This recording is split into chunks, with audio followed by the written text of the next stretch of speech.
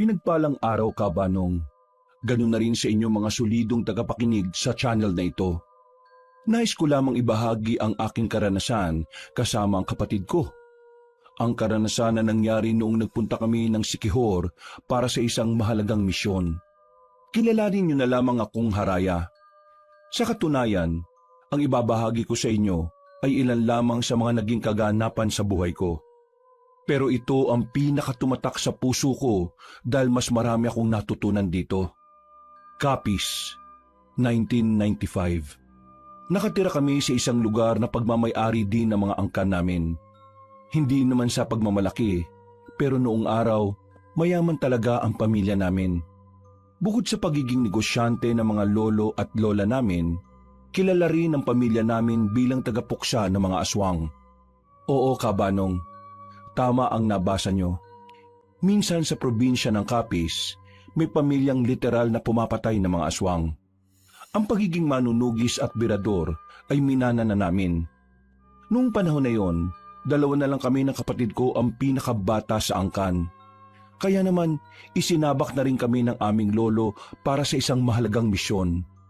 Yun ay ang hanapin ng pinuno ng mga aswang na naninirahan naman sa probinsya ng Siquijor. Walang pagdadalawang isip naming tinanggap ang misyon. At dito na nagsimula ang hindi ko malilimutang karanasan. Ang sakit ng puwet ko, ate. Sobrang tagal kasi nating nakaupo eh. Ngayon, paano naman ang sasakit sa'yo? Kailangan natin maglakad. Wala tayong masasakyan. Narinig ko dun sa manong na kapag ganitong paggabi na, ibang ruta na ang dinadaanan ng mga tricycle. Ate, may matutuluyan na ba talaga tayo sa pupuntahan natin? Mapagkakatiwalaan ba yung mga makakasama natin dun? Baka naman mamaya niyan, may makaalam ng katauhan natin dun eh. Bago pa lang tayo pumunta dito sa Siquijor, kinuhaan na agad tayo ni Lolo ng matutuluyan. Kumbaga, may sarili tayong bahay doon. Mabuti naman kung ganun, ate. Ayoko nang maulit yung nakaraang misyon natin na kung saan-saan lang sa gubat tayo natutulog eh. Ibang misyon ang gagawin natin. Mas malakas ang makakalaban natin dito. Mas malakas? Kakayanin ba natin yun, te? Hindi naman ibibigay ni Lolo sa atin ang misyon na ito kung hindi natin kakayanin eh. Basta, makinig ka lang sa mga sasabihin ko, magtatagumpay tayo. Kasabay namin ng ibang tao sa paglalakad nung oras na yon. Pero nang tumagal na, kami nilang dalawa ng kapatid ko. Habang bitbit ang malaking bag, hawak ko naman sa kabila ang kapiraso ng papel. Nakasulat doon ang lugar at eksaktong address ng titirahan namin. Binilisan na lang namin ang aming paglalakad. Mabuti na lamang at merong napadaan na isang tricycle. Pinakiusapan ko ang matandang driver. Ayaw pa niyang pumayag nung una. Pero nang dagdagan ko ang ibabayad ko sa kanya, bigla-bigla na lang niya kaming pinasakay. Kabanong, wala kaming ideya ng kapatid ko kung anong magiging buhay namin sa Siquijor. Pero dahil nga nasanay na kaming sumabak sa mga delikadong misyon, ay nasanay na lang din kami. Simula nung 9 na taong gulang pa lang ako, sumasama na ako sa mga magulang ko kapag meron silang kinakalabang aswang. Si Bembong naman, 1 taon pa lang din mula nang mag-umpisa siyang sumama sa akin. Lahat ng lakad namin, nagagawa naming maipanalo. Nasanay na nga lang kami sa mukha ng mga aswang noon. Maraming salamat po. Agad na humarurot ang tricycle. Ate, ang laki ng binayad natin tapos pumayag kang hanggang dito lang tayo sa bungad. Sana ipinasok na niya tayo sa loob. Mareklamo ka talaga kahit na kailan. Magpasalamat ka na nga lang kasi nakarating na rin tayo sa baryong to. Samantalang yung ibang kasabayan natin, baka hanggang ngayon ay naglalakad pa rin sila. Tara na, pumasok na tayo. Kailangan na nating makausap yung matandang babae. Binilisan na lang namin ang paglalakad. Magagabi na rin kasi at kailangan na rin makapagpahinga kahit papaano. Nang marating na namin ang bahay na titira namin, ay napatigil kami sa harapan. Pinagmasdan ko ng maigi ang bahay. May 2 palapag. Simentado ang ibaba. Habang ang itaas naman ay yari na sa kahoy. Para sa aming 2 ni Bembong ay malaki na yon. Hanip talaga ang lolo. Hindi niya talaga tayo hahayaang mamuhay ng hindi komportable, ate. Hindi ka ba nagtataka? Paano pong magtataka? Kaya ganyan kaayos ang bahay na titira natin kasi alam ni Lolo na matatagalan tayo sa misyon. Ibig sabihin, mahirap tong misyon na pinasok natin. Kamot ulo na lang si Bembong. Papasok na sana kami sa bakuran nang biglang may dumating na matandang babae. Maputi na ang buhok niya pero malakas-lakas pa rin naman ang kilos. Nakangiti siya sa amin nang lapitan niya kami. Magandang hapon. Kayo na ba yung mga apo ni Don Gardo? Magandang hapon din po sa inyo. Opo, kami nga po ang apo ni Don Gardo. Halik kayo. Pumasok na tayo sa loob para makita ninyo. Pagkapasok nila sa loob ng bahay, Nilinis ko na ito nung nakaraang linggo. Pero nilinis ko ulit. Alam nyo kasi, mahalaga kasi sa akin ang bahay na ito kaya alagang-alaga ko. Kung hindi nyo na itatanong, si Don Gardo ay dati na rin namang tumira dito. May mga kasama siya noon, pero hindi ko naman kilala. Paano nyo naman po nakilala ang lolo namin? Taga-Capiz din kasi ako, iha. Magkaklase kami noon ni Don Gardo. Pero nang mag-asawa kasi ako, dito na ako sa Siquijor tumira. Dito na lang kami ulit nagtagpo ni Don Gardo. Ganun po ba? Mas maganda pa pala talaga na dito kami tumira kasi may kakilala pala ang lola namin dito. Iha, matanong ko lang, ha? Kayong dalawa lang ba talaga ng kapatid mo rito ang titira? Hindi nyo ba kasama mga magulang ninyo? Hindi po Nandito po kami kasi, may itatayo kasing negosyo si Lolo. Ako po ang magpapatakbo. Oo nga pala. Pamilya nga pala kayo ng mga negosyante. At ng manunugis po. Ha? Ano yon, iho? Huwag niyo po siyang pansinin. Minsan kasi papansin yan sigurado kong matutuwa ang batang yan dito. Maraming bata dyan sa labas kapag hapon. Ngayon kasi wala na, paggabi na kasi. Paano? Maiwan ko na kayo. Bayad naman na lahat. Kaya wala na tayong problema. Ang gusto ko lang, mapanatiling malinis ang bahay na ito. Kasi mas masarap huminga kapag wala kang nalalanghap na alikabok. Opo, makakaasa po kayo. Sakaling may mga katanungan kayo o may mga kailangan kayo, nasa kabilang bahay lang ako. Lakad ka lang dito ng kaunti. Yung pangatlong bahay na isang palapag lang pero mahaba, doon ako nakatira. kumaway pa sa amin na matanda. Inilapag na muna namin ang mga gamit sa gilid ng pinto. Sandali kong sinuyod ng tingin ng buong bahay. Kahit na may kalumaan na, nagmumukha itong bago dahil sa kalinisan nito. Ate, hindi natin natanong yung pangalan ng matanda. Si Aling Pina. Sinabi na sa akin ni Lolo yun. At siya nga pala, Bembong. Pigilan mo nga sarili mo na masabing manunugis tayo. Diyan tayo madadali sa ginagawa mo Ay, pasensya na ate. Nadulas lang po talaga ang dila ko. Umayos ka ha. Seryosong misyon ito. Ito ang pinakamabigat nating misyon dahil pinuno ng mga aswang ang hahanapin natin dito. Kung nanggaling na pala si Lolo Gardo rito, bakit hindi pa nila tinalo yung mga aswang dito dati? Pampihira ka naman. Ang tagal na nung pumunta siya rito. Baka nga wala pa tayo sa mundo Sadyang magkakilala lang talaga sila nila Aling Pina. O sige na, yakit na natin itong mga gamit natin para mamaya magpapahinga na lang tayo. Noong mga sandaling yon, magaan naman ang pakiramdam ko sa bahay Kabanong. Ramdam ko rin na mabuting tao naman si Aling Pina. Makalipas ang ilang minuto, naisalansa na namin ng maayos ang aming mga gamit. Bulagta kagad ang kapatid ko. Maaga siyang nakatulog dahil sa haba na rin ang biyahe namin. Habang ako, pinili kong magmuni-muni sa labas. Ugali ko na kasi talaga na kapag nasa ibang lugar ako, kailangan kong magmasid-masid sa paligid. Nang wala naman akong mapansing kakaiba, bumalik ako sa harapan ng pinto. Habang nakatambay doon, nakaramdam ako na parang may nakamasid sa akin. Hinawakan ko ang suot-suot kong kwintas. Sa puntong ito, kumpirmado ko nang may nakatingin sa akin. Sino yan? Nararamdaman kita. Nang makita ko na gumalaw ang halaman sa gilid, hindi na ako nagdalawang isip na puntahan yon. Kita kong may taong nagtatago roon. Hinabol ko yun. Isang lalaki. May katangkaran. Pero hindi ako nakaramdam ng takot.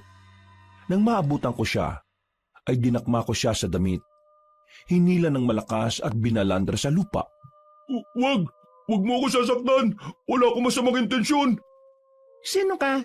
At bakit ka nagmamatsak sa bakuran namin? Hindi ako nagmamatsyag! Nakatingin lang ako! Pareho lang yon, no?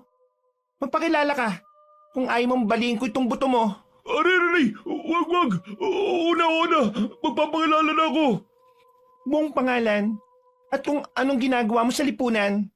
Ha? Bakit ganun? Sumunod ka. Kung ayaw mong baliin ko talaga tong braso mo. Aray! Dandan! Aray! Ako si Jano. Nagtitinda ako ng uling sa palengke. Aray ko naman! Bakit ka nagmamatsyag? Hindi nga ako nagmamatsyag. Kukuha kasi sana ako ng tanglad sa likod ng bahay nyo. Pero nung makita kong may tao na, napatigil ako. Nakasilip lang ako sa halamanan kasi nakita kita.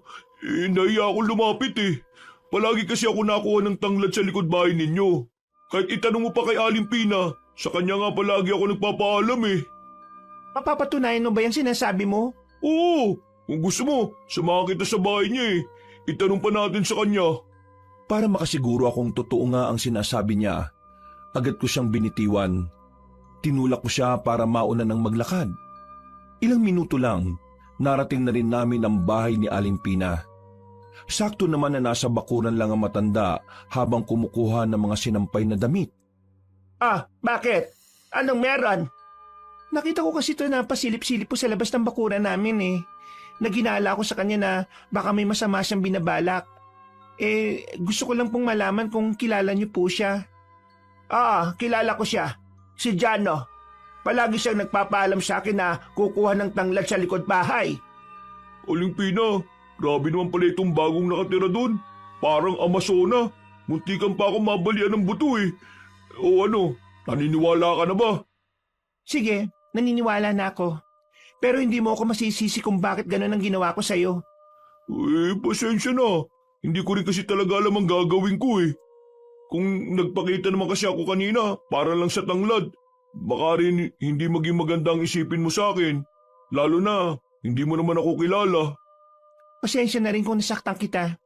Sa susunod, kapag hihingi ka ng tanglad, magsabi ka na lang saglit at pumunta ka na lang sa likod ng bahay. Basta, wag lang sobrang gabi yan naman pala Ayos na.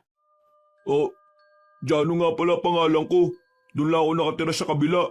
Matagal na ako dito. Dito na ako lumaki. Haraya naman ang pangalan ko. Kararating lang namin kanina. Aling Pina, sila ba yung sinasabi nila mag-joko na magtatayo ng negosyong sagingan? Oo, sila nga yon. Sakto. Kami pala yung pagkukuhanan nyo ng saging.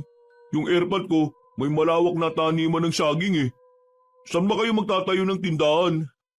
Hindi tindahan, kariton. Mas naisip ko kasi na maganda ang kariton. Para mas maraming tao ang pwedeng bumili. Kung nasa isang lugar kasi, kakaunti lang ang makakabili. Kariton? Seryoso ba? Kung sabi kasi nung nakaraan, malaking pera yung binagsak nyo kay Airpot. Akala namin may pwesto kayo Ipagpalagay na lang natin na nagbabago ang sitwasyon depende sa lokasyon. Ganun ba?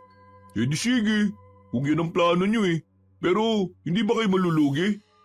Hindi. Kapag naubos ang tinda namin, kukuha na lang kami ng kukuha sa inyo. Kumain na ba kayong dalawa? Kain na muna kayo. Hindi na po. Kailangan ko na rin kasing balikan ng kapatid ko Mag-isa lang siya sa bahay. Ay, kung sa bagay nga. Sige, basta kapag may oras ka, dalo ka minsan dito at kumain ha. Ngumiti na lamang ako sa kanila kabanong. Nakain na rin ako ng maluwag. Buong akala ko kasi ay may asong agad na makakaalam na dumating na kami sa Siquijor. Mabilis na dumaan ang mga araw. Nagsimula na rin kami ni Bembong sa negosyo naming saging. Pero walang kaalam-alam ang mga tao na ginagamit lang naman namin ang negosyong yon para makapagmasid-masid sa paligid. Dahil ang totoong layunin namin ay mahanap kung sino ang pinuno ng mga aswang.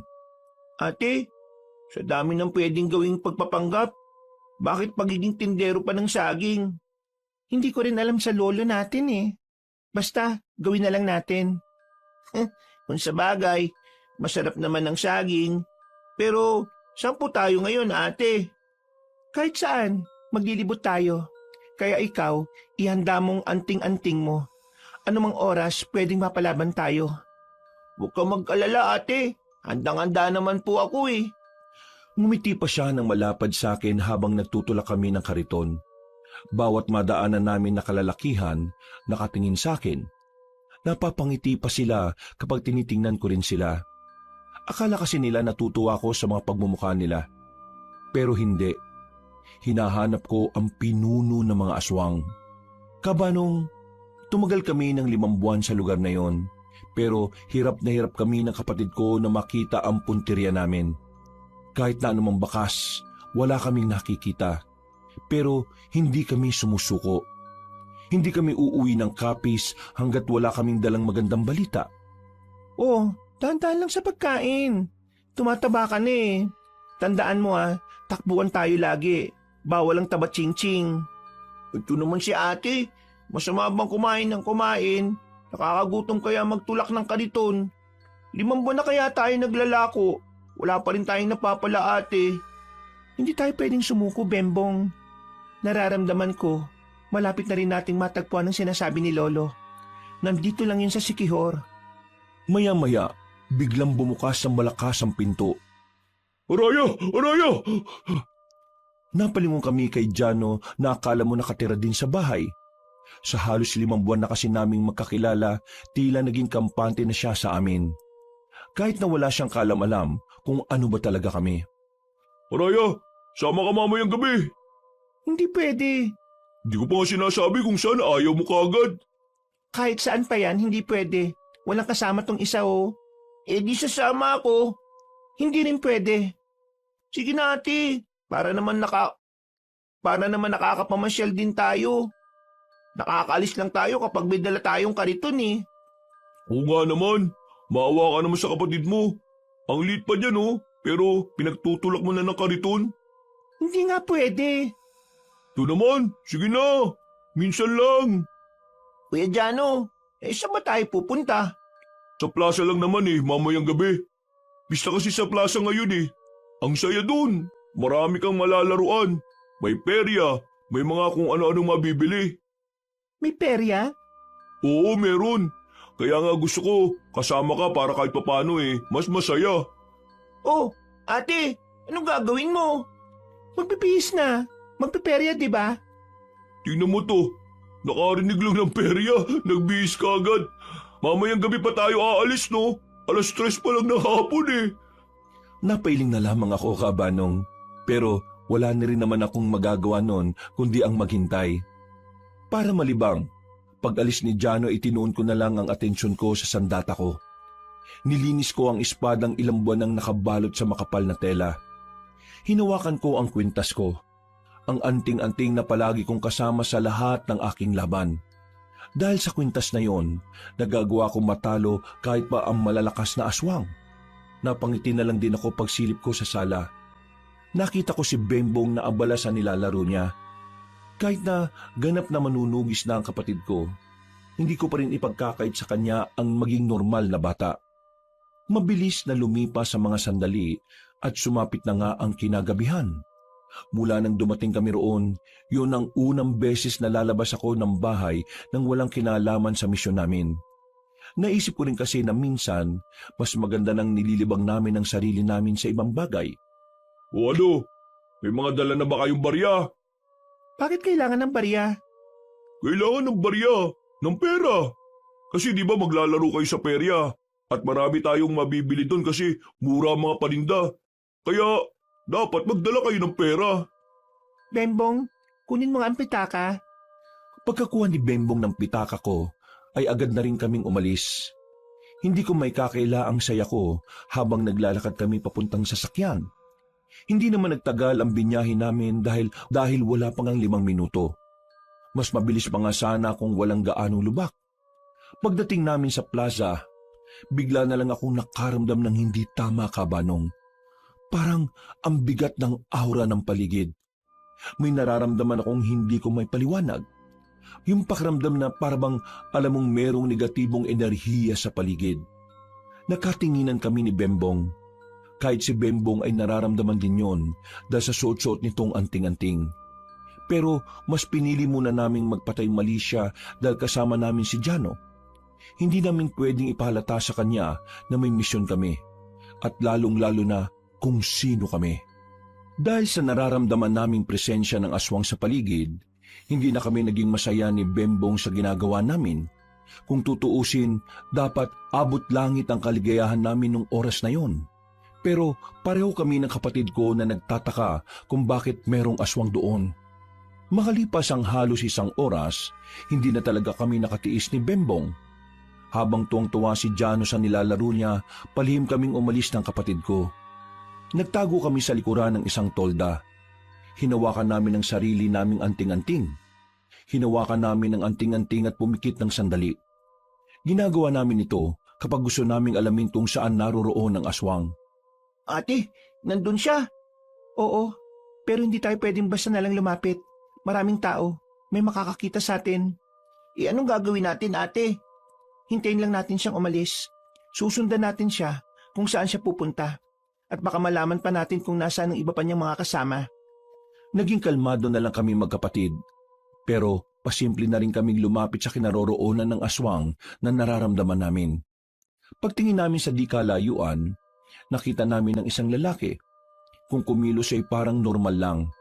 Pero dahil sa anting-anting na meron kami, hindi niya may tatago ang kanyang sarili. Mapayat na lalaki at matangkad ang naroon. Kaswal na kumakain sa tindahan. Paminsan-minsan, lumilingon-lingon siya sa paligid. Nang may mapadaan na buntis sa harapan ng lalaki, nakita namin siyang halos mabali na ang leeg sa kakalingon. Ate, mukhang puntirya niya yung buntis.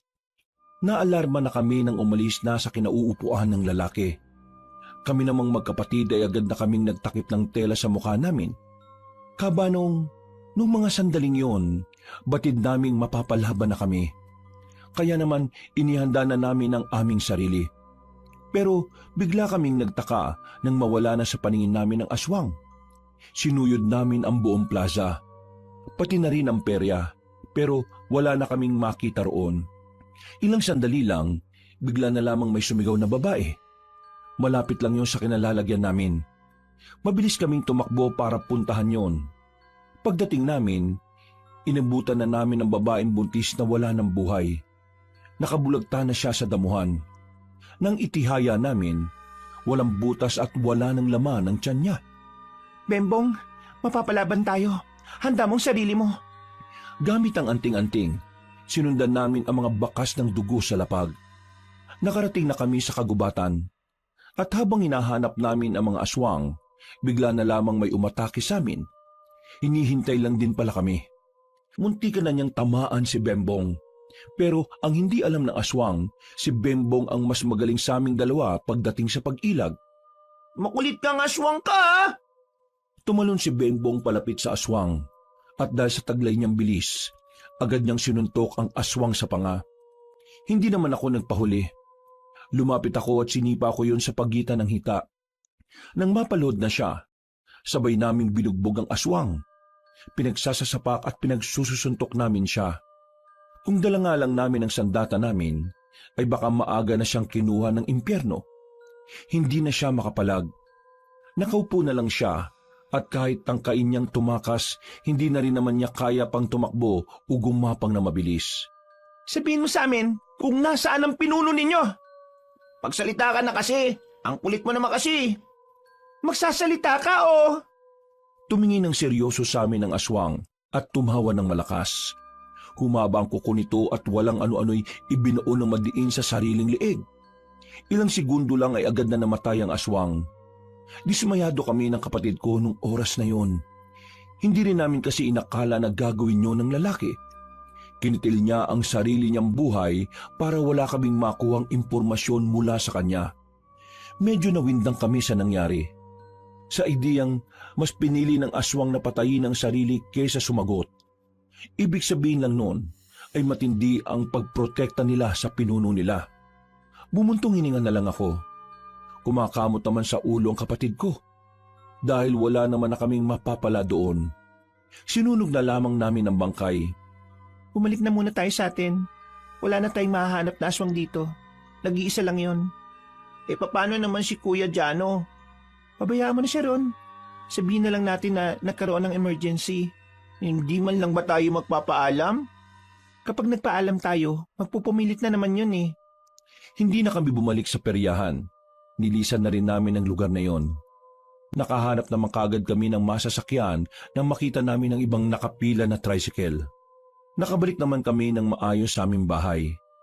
Nakatulog agad si Bembong dahil sa pagod, na parabang wala itong kinalaban na aswang. Ako naman, nagmuni-muni naman ako sa tapat ng bahay habang kumakain ng natirang saging. Noong mga sandaling yon, ay hindi ko inakalang pupuntahan ako ni Jano. Ang buong akala ko kasi, nagbabad pa siya roon. Lumapit siya sa akin.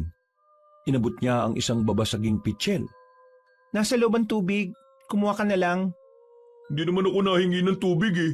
Para sa'yo yan. Para sa akin. Oo, napalanunan ko kanina sa perya.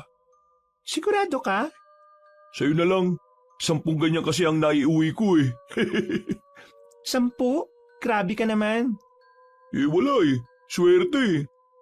Ay teka, bakit na pala kayo umuwi nang hindi malang nagpapaalam sa akin? Sumakit kasi ang tiyan ni Bembong kanina. Kaya ayun, nagmamadali kaming makauwi para makadumi siya. Pasensya ka na. Hindi. Ayos lang naman. Wala kang dapat hihingi ng pasensya. Mas mahalaga pa rin ang kalusugan ng bata, no? Mabuti naman at naiintindihan mo. Pero, alam mo ba kung anong nangyari sa plaza? Ano? Sa may bandang likuran ng plaza, sa liblib na lugar, meron dong natagpuang patay. Isang babae. Tapos, wakwak daw yung tiyan eh. Buntis daw yung babae. Ang hinala ng iba, naku, inaswang. Nakakatakot no? Naniniwala ka sa aswang? Oo naman, naniniwala ako dun.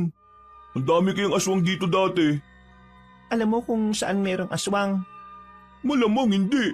Takot nga ako sa aswang eh. O sige, umuwi ka na sa inyo. Baka mamaya kainin ka pa ng aswang sa daan. Uy, para tong sira. Sige na nga, uwi na ako. Yung pitsil ingatan mo ha. Naglakad na paalis si Jano. Napatingin na lamang ako sa hawak-hawak kong pitsil. Napapangiti na lang ako dahil sa buong buhay ko, wala ko natatanggap na ganoon sa kahit na sino. Kinabukasan, maaga kaming gumising ni Bembong. Nakahanda na ang kariton namin na may saktong karga ng mga saging. Dahil kasi sa nangyari sa plaza, mas lalong lumakas ang paniniwala naming magkapatid na malapit na naming makita ang pinuno ng mga aswang. Dakong 8:00 ng umaga, nakaalis na rin kami sa baryo. Tulak-tulak ang kariton, kung saan-saan na naman kami gumala. Sobrang layo na nang narating namin, hanggang sa may mapuntahan na naman kaming isang baryo. Katamtaman lang naman ang laki ng baryo na yun. Ate, parang wala naman pong aswang dito eh. Hindi naman nagiging aktibo yung anting-anting ko. Hinaamoy yung boses mo. Mapapahamak tayo sa ginagawa mo eh. Ay, pasensya na ate ah. Magmasid ka. Hindi tayo pwedeng maging kampante. Napatigil kami nang merong matandang lalaki na lumapit. Puti na ang buhok ng matanda, pero diretso pa ang tindig. Mukha ring alagang-alaga nito ang katawan dahil na rin sa pagiging maskulado nito. Nakangiti siya sa amin, sabay tingin sa tinitinda naming saging. Mabuti naman at may naligaw na rin na nagtitinda ng saging dito sa baryo namin. Napakadalang lang kasi mga nagtitinda ng ganyan na umaabot dito. Pero magkano bang isang piling? Kinikilo niyo ba yan? 20 pesos lang po ang isang piling. 20 pesos? Kahit ba ilan ang nasa piling at kahit ano ang laki? Opo. Aba, siguradong marami kayong naibebenta, no? Hindi naman po, tama lang. Sa katunayan, kanina pa kami tulak ng tulak sa kariton namin pero hindi pa rin nauubos eh. Huwag kayo mag-alala. Marami naman akong bibilhin. 5 piling nga. Mahilig kasi ako sa saging eh. Ganun po ba? Di tamang-tama po. Agad kong inilagay sa plastic ang binili ng matanda. Hindi pa rin nawawala ang ngiti niya sa akin. Noong mga oras na yon, kahit ako'y hindi ko rin maintindihan kung bakit parang ang gaan ng kalooban ko sa kanya. Maging si Bembong din na hindi naman masyadong nakikipag-usap sa matatanda, parang komportable rin siya roon. Alam niyong dalawa, ang mga kagaya niyo ang may pag-asang umunlad. Kasi ang mga kagaya niyong masisipag, kayo ang mga dapat tularan eh. Maraming salamat po. Pero masaya na po kami na meron na kaming nakakain sa pang-araw-araw. Napangiti na lang ako sa sinabi ni Bembong. Hindi dahil natutuwa ako. Sadyang masaya na rin ako na nagagawa na rin niyang magpanggap sa ibang tao para lang hindi malaman ang katauhan namin. Dapat ang isang tao hindi nakukontento kung ano lang ang meron siya ngayon. Dapat mas nagsisikap tayo para umunlad. Hindi po kayo maintindihan ng batang yan. Puro kalokohan lang pong nasa isip niyan eh. Ganyan naman talaga ang mga bata. O sige na, mauna na ako at kakain pa ako ha. Maglibot-libot lang kayo rito at baka meron pang bumili. Marami sana kayong mabenta. Kumuhay pa siya sa amin na parabang sobrang tagal na niya kaming kilala. Ate, tingin ko kilala ni Lolo yun. Anong kilala? Paano mo naman nasabi? Magaan ang loob natin sa kanya eh. Diba ganun ka rin naman? Oo, magaan nga. Hindi ko nga rin alam kung bakit eh. Baka siguro mabait talaga siya sa tao. Ganun naman kasi yon. Kapag mabuti kang tao, sa kahit sino makakausap mo matutuwa sa'yo. Bakit ako? Mabuti naman po akong tao pero lagi mo akong pinapagalitan. Ay naku, ewan ko sa'yo. Tara na nga, magtulak na tayo. Pinagpatuloy namin ang pagtutulak ng kariton. Nang madaanan namin ng ibang bahay, nagsilapitan ng iba. May mga nag-aagawan pa. Meron pang nagkagalit para lang makipag-unahan. Noong mga sandaling yon, hindi ko maintindihan kung bakit parang sobrang mahalaga sa kanila ang saging. Pero kahit na ganon, pinagbentahan na lang namin. Naisip ko na lang na baka totoo nga ang sinasabi ng matandang lalaki na madalang lang talagang may nagpupunta roon para magbenta ng saging. Ate, mga unggoy ba sila? Tingnan mo 5 piling na lang natira. Nag-aaway pa yung 3 bumili. Shh! Huy! Pipik mo! Ikaw talaga bata ka. Ay, pasensya na po. Bumuntong hininga na lang ako. Paubos na kasi ang tinda namin at kapag naubos yon, wala na kaming maaaring gawing pamorma para itago ang tunay naming pakay. Kaya naman naisipan ko ng dagdagan ng tinda namin sa mga sumunod na araw. Bagsak lang din naman ng bagsak si Jano ng saging sa amin kaya tuloy-tuloy ang benta. Sa mga nakalipas na araw ay mas napadalas ang pagdaan namin sa baryo ng Makopa. Ang baryong yun ang unang baryo na kinatuwaan namin ni Bembong. Yun yung baryo na palaging tuwang-tuwa kapag dumadaan kami. Doon din ang baryo na tinitirhan na matandang si Aduhay, ang matandang lalaki na unang nakausap namin doon. Hindi ko alam kung ano ang meron sa baryong yon, pero paulit-ulit kaming nagpupunta ng kapatid ko doon para lang masuplayan sila ng saging. Habang ginagawa namin kasi yon, pakiramdam ko ay nagkakaroon din ng saysayang misyon namin. Ate, ubos na naman tong nasa karito natin. Ang dami na naman natin pera. Hindi naman natin kailangan yan eh. Ang kailangan natin, mahanap yung pinuno ng mga aswang. Akala mo ba hindi ko iniisip yan? Bakit ba kasi natin sila laging binibentahan? Kahit ako, nagtataka na rin eh. Kasi parang di kompletong araw natin pag di tayo dumadaan sa kanila. Bembong, wala ka bang nararamdaman na kakaiba sa baryo ng Makopa?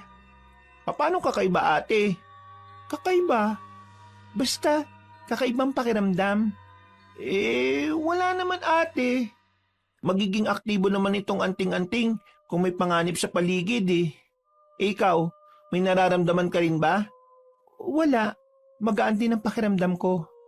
Wala rin naman sinasabi ang anting-anting ko kung may dapat tayong ikabahala. Ibig sabihin lang nito ate, hindi ang baryo ng Makopa ang dapat natin pinag-aaksayan ng oras. Napaisip din ako sa sinabi ng kapatid ko. May punto siya. Tama siya sa sinasabi niya. Pero kahit na ako man din, nahihiwagaan na sa nararamdaman ko. Para kasing unti-unti na rin akong nagkakaroon ng pakialam sa mga taong naroon. Nang makauwi kami sa baryo namin, isang lalaki ang aksidenteng nasagi namin ng kariton. Dumaan kasi yung gulong sa lubak. Sumakto naman na may napadaan kaya hindi na namin napigilan. Hindi naman kalakasan ng pagtama, pero munti ka nang matumba ang lalaki nang mawalan nito ng balanse. Uy! Bulag ka ba? Pasensya, hindi ko sinasadya. Ngalay na kasi yung kaliwang braso ko kaya hindi ko makontrol ng maayos yung kariton eh. Alam niyong may dadaan eh. Sa puntong yun, ramdam ko nang mapapaaway talaga ako. Iba ang tabas ng dila ng lalaki. Ramdam ko ang kaangasan sa kanya. At dahil pinalaki kaming palaban ng mga magulang at angkan namin na lihitimong manunugis, hindi ako nagpatinag sa kanya. Kung nakita kitang biglang lumitaw, di sana mas nilakasan ko pa. Ano sinabi mo? Kuya, wag po muna kayo magalit. Mapag-uusapan naman po natin. Hindi ka ang kinakausap ko ha. Ayusin mo yung sinasabi mo sa bata ah. Nasa tamang edad ka na, pero para kang batang nagmamaktol. Humingi na nga ako ng paumanhin sa'yo eh. Ano pa bang gusto mong gawin ko? Huwag kang mag-angas. Kababae mong tao eh. Ikaw unang nag-angas eh. At para sabihin ko sa'yo, hindi lang lalaki ang pwede mag-angas. Kahit sino pwede. Aba, ikaw na itong nakasagi, ikaw pa itong mayabang. Sino ka ba? Taga-saan ka ba? Hindi mo ba ako kilala? Hindi kita kilala at hindi ako interesado. Matagal na ako dito. Kilala ako dito bilang tama na yan. Napalingon sila sa matandang lalaki na kararating lang din. Lumapit sila sa amin habang hawak-hawak ang isang tungkod na parang hindi naman niya talaga kailangan. Malakas pa rin naman kasi siya at hindi naman uugod-ugod. Miss, magpasensyaan mo na itong apo ko ha. Mainit lang ang ulo niya dahil hindi naging maganda ang kanyang araw eh. Seryoso ka ba, Lo? Sinagi niya ako ng kariton niya. Kasi, hindi ka rin naman nakatingin. Kung nakatingin ka, hindi nakaiwas ka. Pero siyang hindi nag-iingat eh. Hindi ka rin naman nag-iingat. Pareho kayo. Kaya dapat maayos ang maging usapan ninyo. Kalmado, payapa at formal. Hindi ganito. Babae ang kausap mo, may bata pa. Kaya umayos ka ha. Napabuntong hininga na lang ang lalaki. Humanga ako sa matanda. Kahit na alam kong may mali rin naman ako, hindi niya pinaramdam sa akin na tatanga-tanga ako. Pinagalitan niya pa ang apo niya na hindi rin naman nakapagsalita. Pasensya na kayo ha. Sige, aalis na kami. Maraming salamat po sa pangunawa. Tumango na lang yung matanda sa akin. Naglakad na rin sila palayo. Tiningnan pa ako ng lalaki ng masama bago sila lumiko sa isang kanto. Napakamot na lang din naman ako ng ulo. Nairita din ako sa lalaking yon. Noon lang ako nakakita ng lalaki na parang batang nagmamaktol. Ate? Bakit? Hindi mo ba nararamdaman? Ang alin? Yung anting-anting ko, naging aktibo habang kausap mo sila. Ha? Yung akin hindi naman. Hinawakan ko ang anting-anting niya, Kabanong. Naramdaman ko na katatapos lang noon maging aktibo. Ibig sabihin lang noon, may naramdaman ang anting-anting na negatibong enerhiya ilang minuto pa lang ang nakalipas. Napaisip ako. Nanlalaki ang mga mata namin pareho nang mapagtanto na aswang ang matandang lalaki at ang binata. Anong gagawin natin, ate? Susundan man natin sila? Hindi. Dito lang muna tayo. Taga rito rin sila eh. Magmatsyag na lang muna tayo sa kanila. At baka malaman natin kung nasaan yung tunay nilang kuta. Grabe ate, hindi ko inakala na kusang lalapit sa atin yung mga aswang. Kaya nga dapat maging alerto lang tayo. Pero kung aswang sila, alam din kaya nila kung ano tayo? Yun ang hindi natin sigurado. Kaya nga habang nandito tayo, hindi tayo dapat nagpapalata kung ano man ang tinatago natin. Kabanong, kahit nakatingkatin na akong paslangin ng dalawang aswang na yon, ikinalma ko na rin muna ang sarili ko. Nagdesisyon akong umuwi na lang muna. At dahil nga sa ideyang maaring mas dumami pa ang aswang na dumarating sa baryo, pasimple na rin akong naglagay ng mga pangontra sa mga bahay namin. Ang mga pangontrang yon ay natutunan ko pang gawin mula sa mga ninuno namin. Nung gabing yon, Araya! Oh, Aling Pina! Gabing-gabi na. Bakit hindi pa kayo natutulog? Nandito ako para sana kumustahin kayo. Ayos lang ba kayo rito? Ayos lang naman po. Bakit? May nangyari po ba? Ay, wala naman. Natanong ko lang naman. At ibibigay ko din pala itong ginawa kong suman. Kainin mo na yan ha, kasi baka masira na kinabukasan. Maraming salamat po, Aling Pina. Naglakad na rin siya palabas ng bakuran namin. Tinikman ko kagad ang bigay niyang suman. Masarap, malagkit at matamis. Masasabi kong yun na ang isa sa pinakamasarap na suman na natikman ko. Kinabukasan, wala kaming lako ni Bembong. Ilalaan lang sana namin ang mga sandali para sa pagpapahinga. Maya-maya, Ate, ano bang meron sa labas? Bakit nang ingay? Tanghali na, Bembong. Bumangon ka na. Antok pa ako eh. Akala ko ba magpapahinga? Magpapahinga, pero hindi ko sinabi na higa ka buong araw. Kaya bumangon ka dyan. kumakamot siya sa ulo. Maya-maya pa ay hindi na kami magkarinigan nang tumapat na sa bahay namin ang parada. Sakto naman na dumating si Jano nung oras na yon. Ha? Anong sinasabi mo? Sabi ko, sama kayo sa akin. Sunod tayo sa parada. Ate, tara, sunod tayo. Hindi na nga sana ako papayag, pero naisip ko na pagbigyan na lang si Bembong. Tutal, nung araw naman na yon ay kailangan din naming malibang. Ilang buwan na rin kaming konsumido kung saan namin makikita ang pinuno ng mga aswang. Maingay nung oras na yon dahil sa parada ng mga nagda-drum and lyre. Nagsisigawan na kami pero hirap pa rin naming marinig ang isa't isa. Pero kahit na maingay, kitang-kita ko ang mga taong naroon kung gaano kasaya. Masaya ba? Ha? Ano yon? Masaya ka ba ngayon? Kabayo? Anong kabayo? Ha? Ay nako, mamaya mo na nga ako kausapin, ang ingay eh. Nang makalagpas ang parada, saka lang kami nagkaroon ng maayos na pag-uusap ni Jano. May dala-dala siyang pagkain nang lumapit siya sa amin. Hindi ko alam kung saan yun galing pero tinanggap ko pa rin. Kakagat na sana ako nang makita ko na naman ang lalaking nakasagutan ko. Kasama pa rin ito ang matandang lalaki na lolo rin naman niya. Nagkatinginan kami ni Bembong. Pareho kami nang naiisip. Kung wala lang siguro si Jano at kung hindi lang tirik ang araw, baka hindi na kami nakapagpigil pa ng kapatid ko. Sumenyas ako sa kanya. Nakuha naman niya ang nais kong sabihin. Iniwan ko siya sandali at pasimple akong lumapit sa hinihinala kong aswang. Sa hindi inaasahang pagkakataon, napating din siya sa akin. Nakasimangot pa rin. Ako naman, pinakiramdaman ko lang ang suot-suot kong anting-anting. Nagtataka ako kung bakit parang hindi naman nagiging aktibo ang anting-anting ko. Tinitingnan mo ba ako? Oo, bakit? Anong problema mo sa akin? Problema? Depende. Miss, hindi kita kilala at ganun ka rin naman sa akin. Kaya pakiusap lang, huwag kang masyadong madikit. May gusto ka siguro sa akin ano? Ang lakas naman ng hangin mo.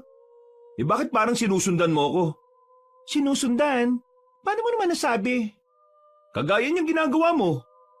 Taga rito rin ako. At kaya ako nandito, sinusundan namin yung parada kanina. At hindi ikaw. Masyado ka yatang nag-iilusyon.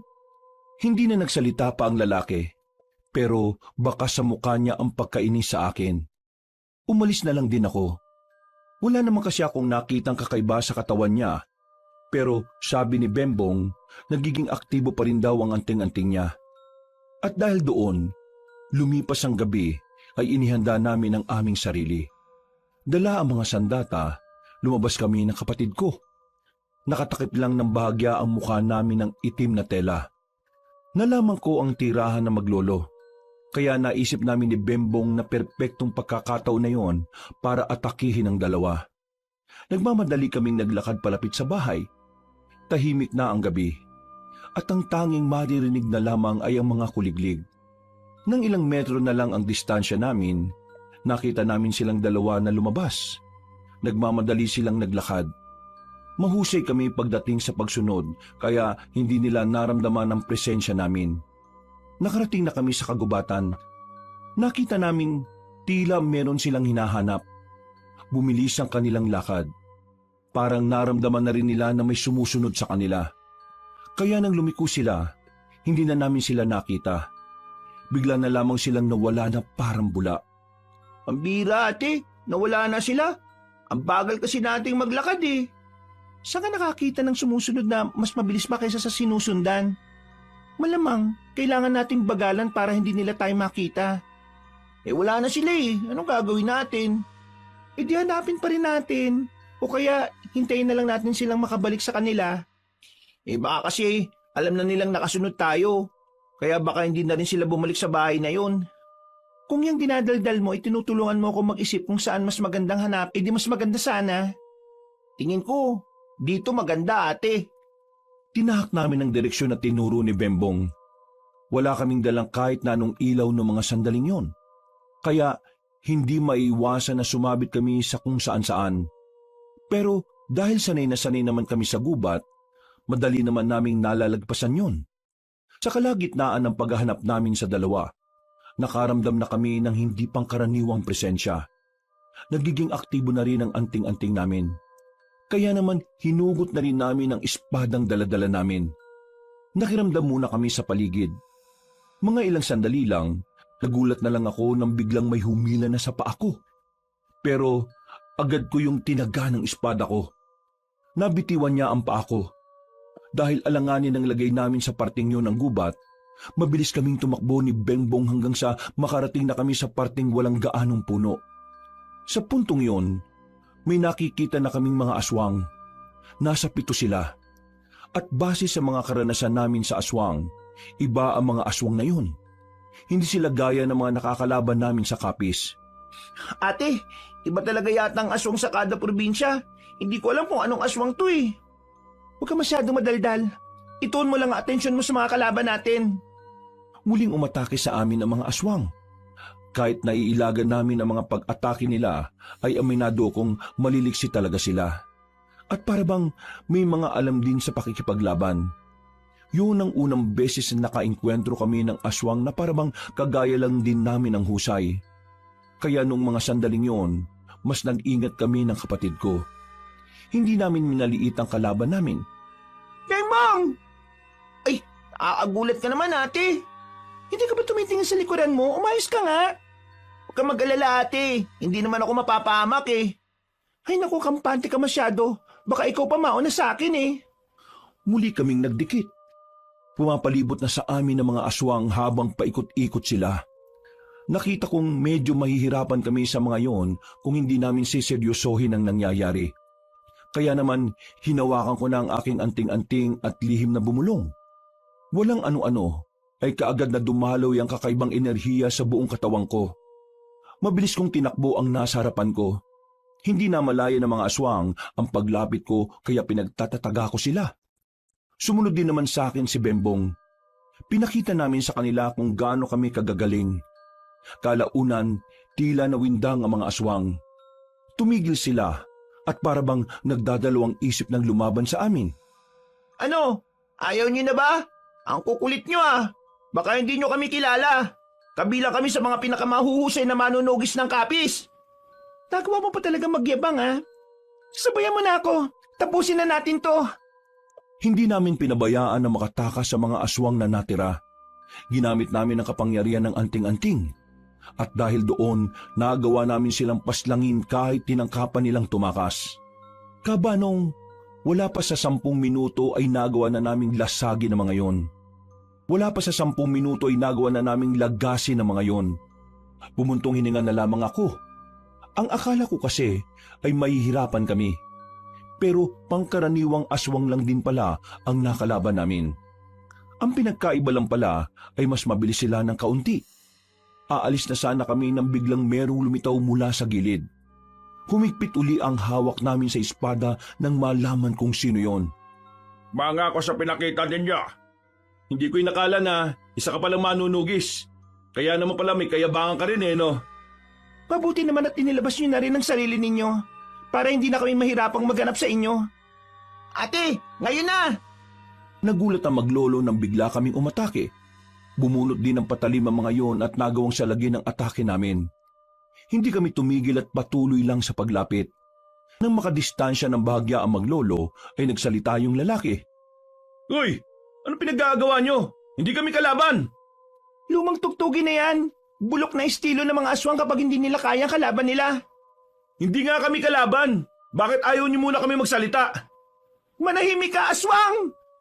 Muli kaming lumapit ng mabilis gamit ang kapangyarihan ng anting-anting. Sa mga sandaling ito, nagtataka na rin ako kung papaano nila nagagawa akong salagin. Sa isip-isip ko, wala pa akong aswang na nakalaban na parang kalkulado ang galaw ko. At para bang kabisado rin nila ang bilis namin. Dumistansya kami ng kapatid ko nang maramdaman kong walang mangyayari sa ganoong taktika. Hindi kami mga aswang, iha. Naging aktibo ang daladala naming anting-anting na kapatid ko. Kaya paano mo sasabihin hindi kayo aswang? Hindi nyo kami malilinlang. Ang dami na naming aswang na pinaslang sa kapis. Dito sa Sikihor, mga pangkaraniwang aswang lang din kayo sa paningin namin. Oo nga, kaya umanda kayong dalawa. Lalo ka na lalaki ka. Manahimik kang ang bata ka. Baka makutusan kita dyan eh. Mga manunugis din kami gaya ninyo. Bigla ko natigilan sa sinabi na matanda. Pinakita niya pa sa akin ang kwintas niya na may bilog na palawit. Sa puntong ito ay marahang kong naibaba ang armas ko. Kaya nagiging aktibong anting-anting ninyo kapag nasa paligid kami. Ay dahil meron kaming suot-suot na kung saan kapag nasa katawan mo yon, ang presensya na meron ka ay magiging presensya na ng aswang. Ginagawa namin ito para hindi malaman ng aswang na nasa paligid kami. Para isipin din nilang aswang kami. Sa ganitong paraan, mas madali namin silang malalapitan. Hindi kami aswang. Aswang din nga ang hinahanap namin eh. Tapos aswang kami? Buang lang. Buang ka ba? Akala ko ba magagaling na manunugis kayo ng kapis? Bakit hindi man lang kayo nagkaroon ng ideya na manunugis din kami? O baka naman mga bagito pa kayo sa larangan na ito? Huwag mo kaming malitin. Hindi mo alam ang mga pinanggalingan namin. Mga manunugis din kayo? Oo. Sa probinsyang ito, 2 lang kami sa mga pumapatay rin ng mga aswang. Marami-rami rin kami. Pero wala kaming pagkakaisa kaya watak-watak naming tinutugis sa mga kalaban. Sa puntong ito ay naging kalmado na rin ako. Nang masiguro kong mga manunugis rin sila, ay ibinalik ko na sa tagiliran ko ang espada ko. Sinenyasan ko na rin ang kapatid ko at sinunod din naman niya ako kagad. Dahil napaslang yun naman ang mga dapat ay papaslangin namin, wala na rin kaming gagawin. Ngayon, pwede ko ba kayong maimbitahan sa bahay ko? Baka may mga bagay kayong nais malaman tungkol sa mga aswang sa Sikihor. Hindi na ako tumanggi pa. Para kasi sa akin noon, mas maganda na may makausap kami na kagaya nila at baka may masaga pa kaming mahalagang impormasyon. Bumalik kami ng baryo. Sa bakuran kami nagharap-harap. Kahit na nakasimangot sa akin yung binata, hindi ako naiilang. Wala akong pakialam sa kanya noong mga sandaling yon. Ang mahalaga, kung anuman ang mga malalaman namin. Pasensya na at ito lang ang kaya naming ihain ha. Hindi kasi kami nakapagluto kanina eh. Wala namang problema. Nandito lang naman kami dahil tingin ko, tutulungan nyo kami. Bago natin simulan, nais ko muna magpakilala. Ako si Pedrino. At ito naman ang apo kong si Dingdong. Ang galing ate, siya si Dingdong, yung artista. Kaso, siya si Dingdong Guantes, yung sinusuot sa kamay. Ako nga pala si Haraya. Ito naman kasama ko ay kapatid ko, si Bembong.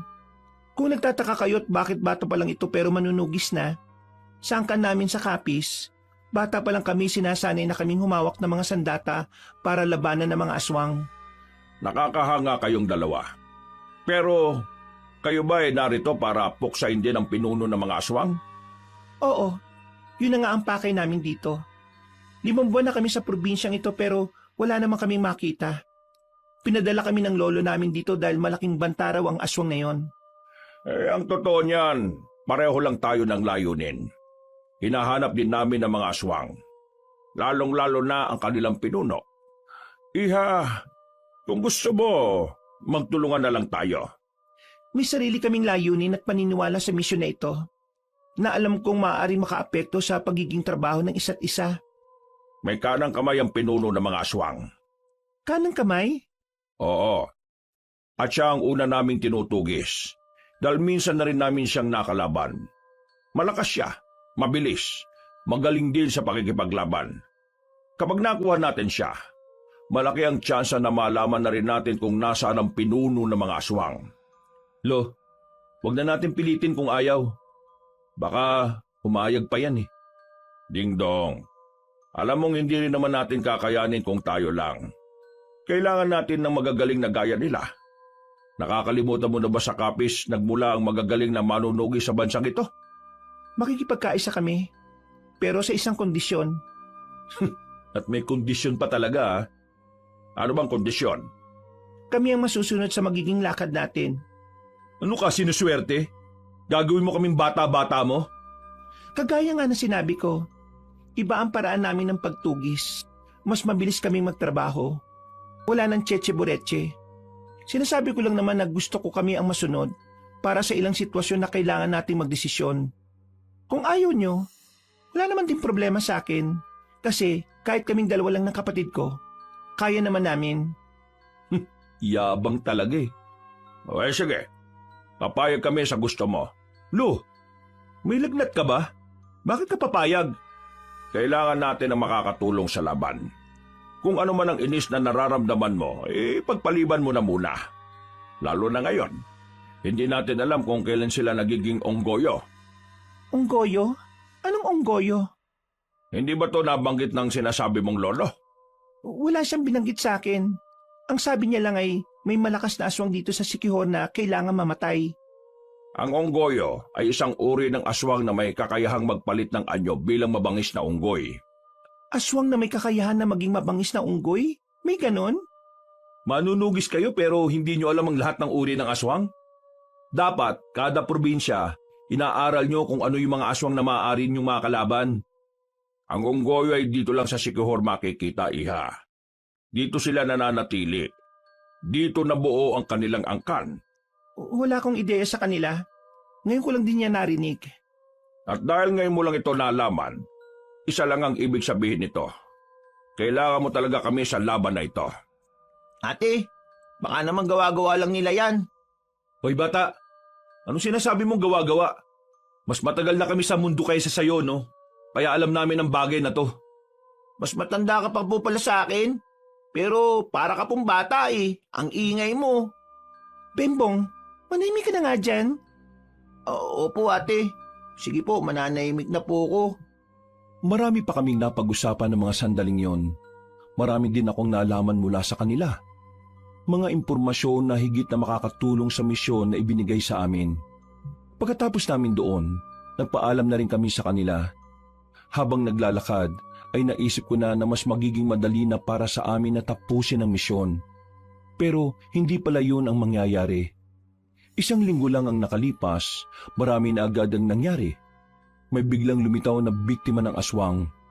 Ilan sa mga yon, patay na. Meron din namang mga nawawalang tao. Pero yung sinasabi nilang kanang kamay ng pinunong aswang, hindi naman namin mahuli-huli. Muntik-muntikan lang. Masyado kasi talagang mailap ang isang yon. Ate, isang linggo na natin kasama sila Mang Pedrino sa lakad natin pero wala pa rin nangyayari. Mas maganda siguro kung tayong dalawa lang eh.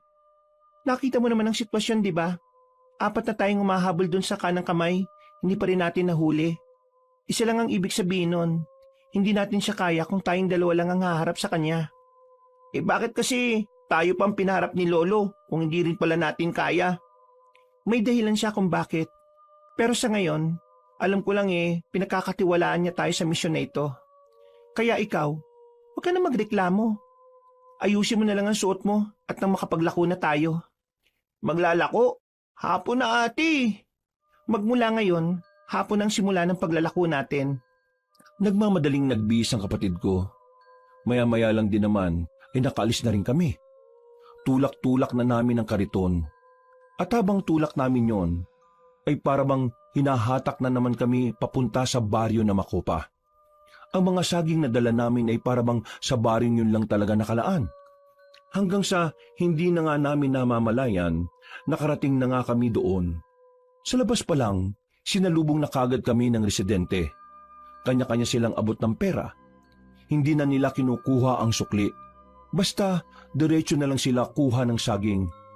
Tumigil lang ang mga nagkakagulo nung dumating na si Mang Aduhay, ang pinakasuki namin. Nako, ilang araw yata kayong hindi napadaan ah. Buti naman at napasyal na rin kayo. May mga bagay lang po kaming inasikaso. Kaya eto, ngayon lang ulit nakabili ng ipanglalako.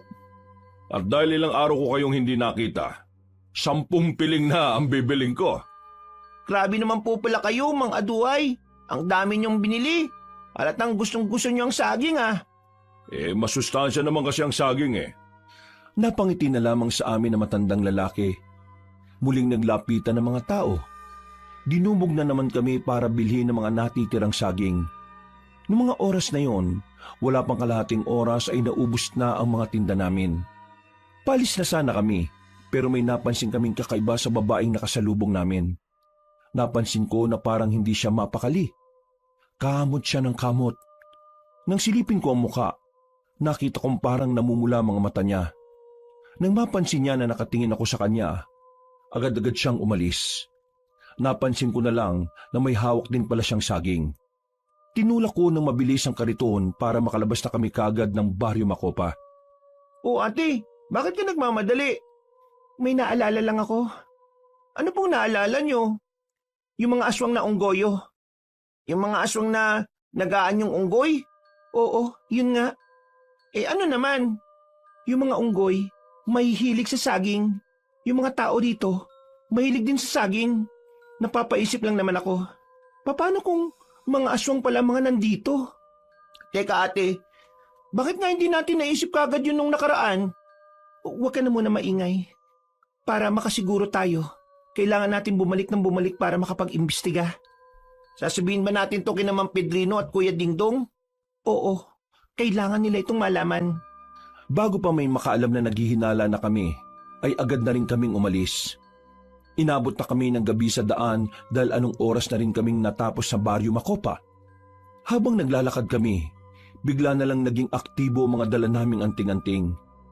Nagkatinginan kaming dalawa ni Bembong. Huminto kami sa pagtutulak. Mga ilang sandali lang, isang boses ang narinig namin mula sa gilid. Araya! Sino ka? Lumapit pa siya sa amin para tamaan ng liwanag na nagmumula sa poste. Minukhaan ko siya. Nanlalaki ang mga mata ko nang makilala ko ang mukha niya. Nakangiti siya sa akin. Noong mga sandaling yon, nakalimutan ko na ang anting-anting. Dagul? Ako nga, Araya. Ate, makakilala kayong dalawa? Siya ang kababata ko, matagal ko nang hindi nakikita. Mabuti naman at naalala mo ko. Kung akala ko nakalimutan mo na ako Anong nangyari sa'yo at bakit bigla ka nalang nawala noon? Anong ginagawa mo dito? Hindi ko alam kung ano sa mga tanong mong dapat kong unahing sagutin Pero gusto ko lang malaman mo na masaya ako makita ka ulit. Masaya rin ako makita ka matapos na mahabang panahon. Pero gusto ko madinig ang mga sagot mo. Ano Dagul? Bakit ka umalis noon? Anong nangyari sa buhay mo? Ano ka na ngayon? Hindi na malaga kung ano man ang nangyari noon. Ang malaga sa akin, magkakasama na tayo ulit. Ipagpapatuloy na natin ulit ang pagkakaibigan natin, Araya. Hindi mo pwedeng isama ang ate ko. Ate? Araya, may kapatid ka pala? Oo, kapatid niya ako. At kahit bata lang ako, hindi mo ko malilinlang. Hindi ko hahayaan na makuha mo ang ate ko. Aswang ka! Araya, anong sinasabi ng kapatid mo? Ate, gumising ka. Siya ang dahilan kung bakit naging aktibo ang anting-anting natin. Sa sinabing yun ng kapatid ko, para akong natauhan. Naalala ko ang anting-anting na nasa leeg ko. Sa mga sandaling yung kasi, aktibo pa rin yun habang kaharap ko ang kababata kong si Dagul. Dumistansya kami ng kaunti. Sandali, tiyan ka na lang muna. Araya naman. Tagal nating hindi nakita tapos aakusahan lang ako ng kapatid mong aswang ako. Ano ba ang aswang na yan? Hindi pwedeng magkamali ang anting-anting namin. Aswang ka! Yun ang totoo! Dagul, anong nangyari? Bakit pumanik ka na sa kasamaan? Ha? Ano bang sinasabi mo? Wala akong pinapanigan. Mabuti akong tao. Magsabi ka ng totoo, Dagul. Bakit ka sumali sa mga nilalang na yon? Hindi nga ako aswang. Tingnan mo nga kung mukha akong aswang. Ano bang anting-anting yung sinasabi nyo? Hindi ko kayo maintindihan Bigla na lamang kinuha ni Bembong ang espada niya na nakatago sa kariton. Itinutok niya yung kay Dagul. Napalayo naman ng bahagya si Dagul at nanlalaki ang mga mata. Pasensya ka na. Oo, matagal na kitang gusto makita. Pero mukhang magkaiba na ang landas na tinatahak nating dalawa. Anong ibig mo sabihin? Ibig sabihin lang, lagot ka na sa amin. Maniwala kayo sa akin, hindi ako aswang. Kinuha ko na rin ang espada ko. Sa pagkakataong ito nakita ko na ang pangamba sa mukha ni Dagol. Wala siyang ginawang kahit na ano, pero nagulat kami nang bigla siyang tumakbo. Takot na takot. Sinundan namin siya. Sumabit siya sa truck na napadaan. Nung oras na yon, Kabanong, litong-lito ko kung siya ba talaga ang kababata ko. Sobrang layo na kasi niya sa dati. At isa pa sa nakakapanggulo ng isipan ko, ay kung totoo nga bang naging aswang siya. Ate naman, bakit hinayaan natin makatakas?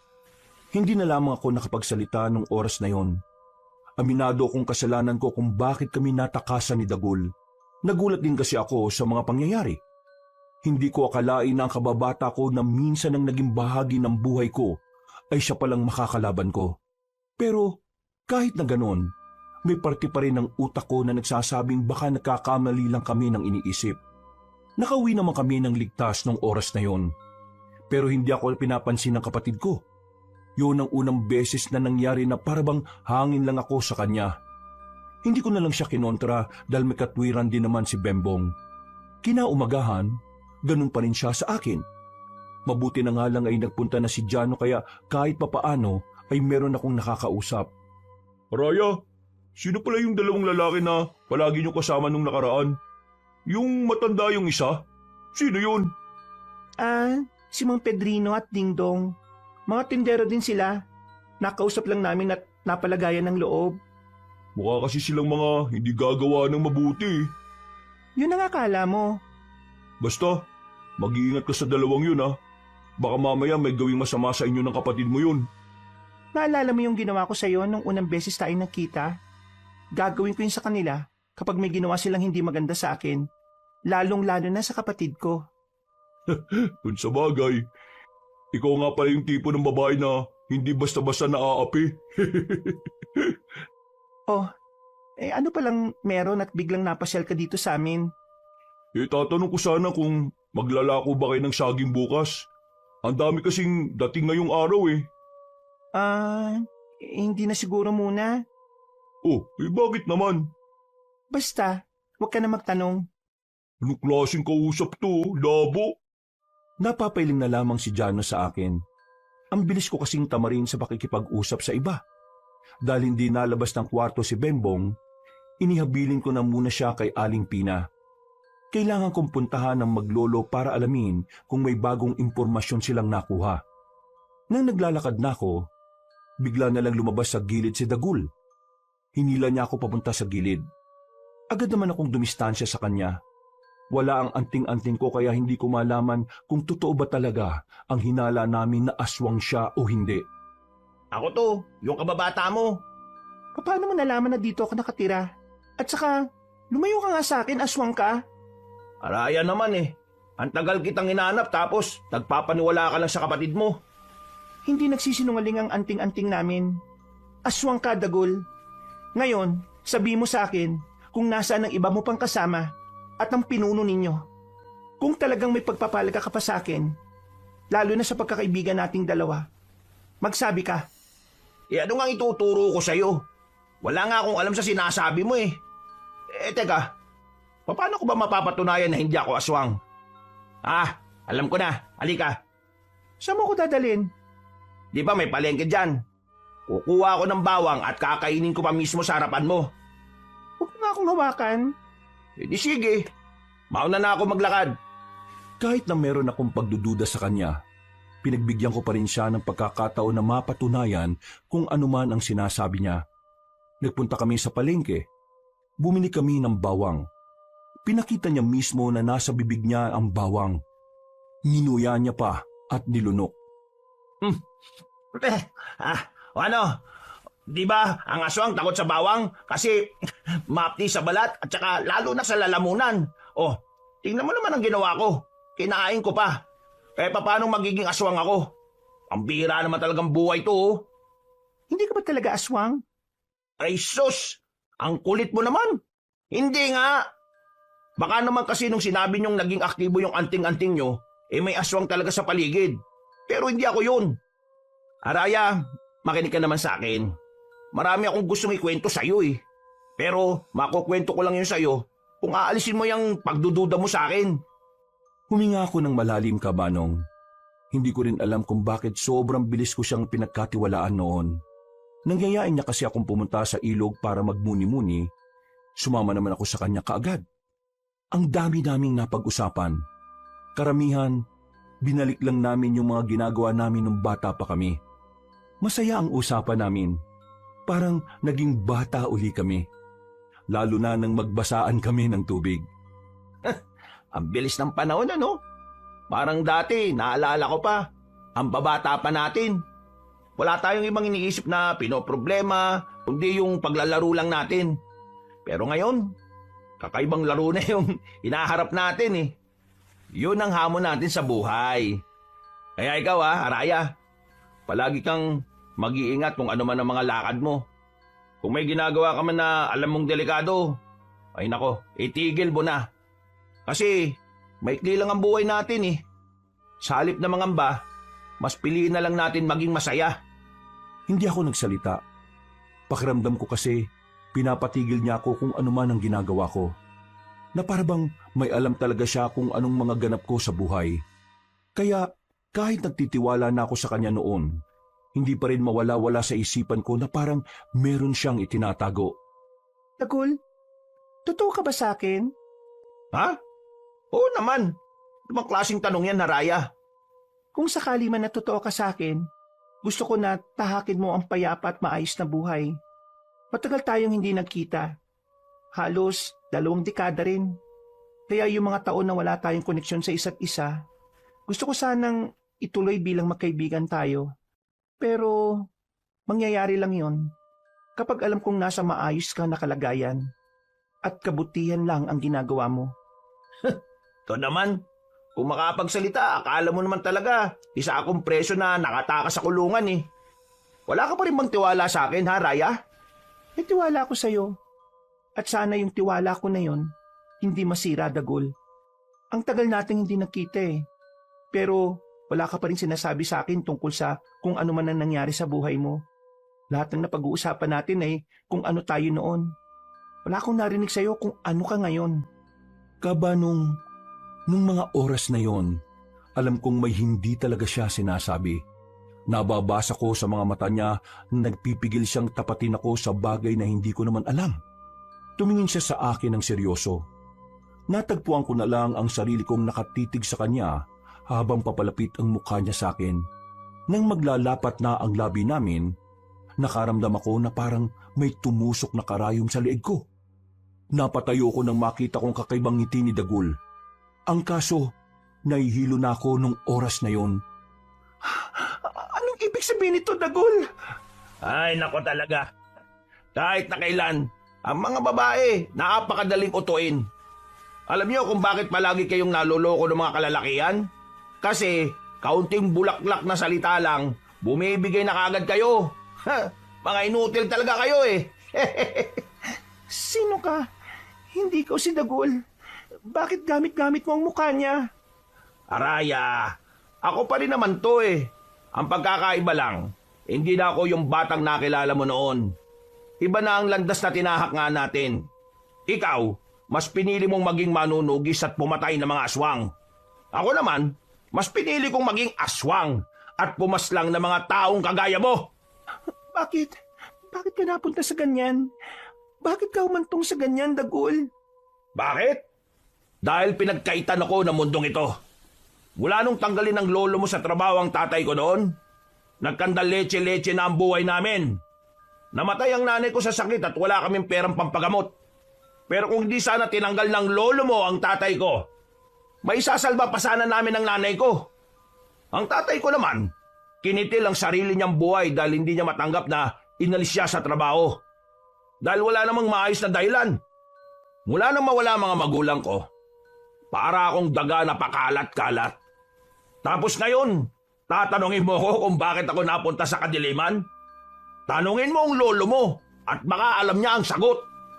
Napahawak na ako sa ulo ko nung maramdaman kong medyo kumirot. Pagtingin ko kay Dagul, mas lalo na siyang umiikot sa paningin ko. Ngayon, iisa-isayin ko na ang angkan nyo. Isusunod ko na sa iyo yung kapatid mo na madaldal. Wag gawin. Hindi ko na naituloy ang sasabihin ko nang bumagsak ako sa lapag. Tuluyan na akong nawala ng malay. Nagising na lamang ako na nakahiga sa isang matigas na papag. Masakit ang ulo. Para akong nakainom ng maraming alak. Pagtingin ko sa paligid ko, nakita ko na lang si Dagul na nakaupo sa gilid. Kasama na niya ang isang matanda na sobrang pamilyar sa akin. Napamulagat ako ng mga mata ko dahil hindi ko alam kung bakit kasama niya ang kababata ko. Ngumiti pa siya sa akin, kagaya ng ngiti tuwing bumibili siya sa akin ng saging. Mabuti naman at gising ka na, Iha. Akala ko wala ka ng pulso eh. Anong ginagawa mo dito, Mang Aduhay? Ginagawa ko rito? Dagol, paliwanag mo nga sa kanya kung ano ang ginagawa ko rito. Si Mang Aduhay, siya lang naman ang pinuno ng mga aswang. Ha? Pinuno ng mga aswang? Anong ibig sabihin nito, Mang Aduhay? Nagulat ka ba, Iha? Sumagot ka. Ikaw ba talaga ang totoong pinuno ng mga aswang? Oo, ako nga. Ako nga ang pinuno ng mga aswang. Ang pinuno na hinahanap ninyo. Pinagmukha mo lang pala kaming tanga ng kapatid ko. Hindi kasalanan ni pinuno kung masyado kayong madaling utuin eh. Kaso kasi, kaunting pagpapakitang tao lang Nauhulog na kayo kagad. Alam mo rin ang tungkol dito? Oo naman. Linano na talaga namin to. Nung malaman ko pa lang na nandito ka na sa Sikihor, nakagawa na kagad kami ng malupit na plano ni Pinuno. Akala mo siguro madadala mo kami ng pagtitinda-tinda nyo ng saging Kilala ka namin. Pagpunta mo pa lang dito, alam na namin kung anong pakay ninyo. Mga duwag! Anong sinabi mo? Duwag! Takot! Kinailangan niyo pa akong igapo sa igana ito para lang siguraduhin hindi kayo mapapahamak? Tama naman ang sinabi mo. Alam ko naman na ikaw ang malaking banta sa mga gusto naming gawin. Wala akong pakialam sa dalawang lalaki na kasama mo. Kayang-kaya ko silang paslangin ng walang kahirap-hirap. Huwag ka masyadong makampante. Hindi niyo alam kung anong kayang gawin ng kapatid ko. Yung kapatid mong bobwet? Seryoso ka ba? Kulang pa sa karanasan ng batang yon. Baka tirisin ko lang yun Dagol, siguraduhin yung hindi ito makakatakas ha? Ano bang gagawin niyo sa akin? Ikukulong ka lang naman namin dito hanggang sa matapos na namin ang lahat ng dapat gawin sa labas. At kapag ayos na ang mga bagay-bagay, magiging isa ka na sa amin. Kailangan namin ng isang manunugis na pwedeng gawing aswang bilang mandirigma. Hindi mangyayari yan. Kahit na mamuti pang mata mo. Ngumiti na lang sa akin si Mang Aduhay. Kung noon ay gumagaan ang pakiramdam ko kapag ngumingiti siya, ngayon ay galit na ang nararamdaman ko. Lumabas ng silid si Mang Aduhay. Ang naiwan na lamang ay ako at si Dagul. Tiningnan ko siya na masama. Huwag mo nang tangkain pang makatakas dito. Wala ka rin magagawa. Wala na sa'yo ang anting-anting mo. At hindi na yun may babalik pa sa'yo kahit na kailan. Saan niyo dinala ang anting-anting ko? Hulaan mo! Walang iya ka. Kung alam ko lang na naging demonyo ka na ngayon, di sana matagal ko nang kinalimutan ng pagkakaibigan natin. Di sana hindi na kita hinintay. Aba, kasalanan ko na naman ba? Pinili mo yan Sinubukan kong bang pumiglas ng mga oras na yon, Kabanong. Pero masyadong maigpit ang pagkakagapos nila sa magkabilang kamay at pako. Habang si Dagul, patawa-tawa lang siya sa gilid. Kung makakalapit lang talaga ako sa kanya noon, mabubungi siya sa akin. Sabihin mo, Unggoyo ba ang tawag sa inyo? Ha! Ang galing mo naman. Paano mo nalaman yan? Akala ko talaga wala kang ideya sa mga kagaya namin Anong klaseng aswang kayo? Bakit hindi kayo tinatablan ng bawang? Bakit hindi nararamdaman ang anting-anting namin ng mga nasa baryo ng Makopa?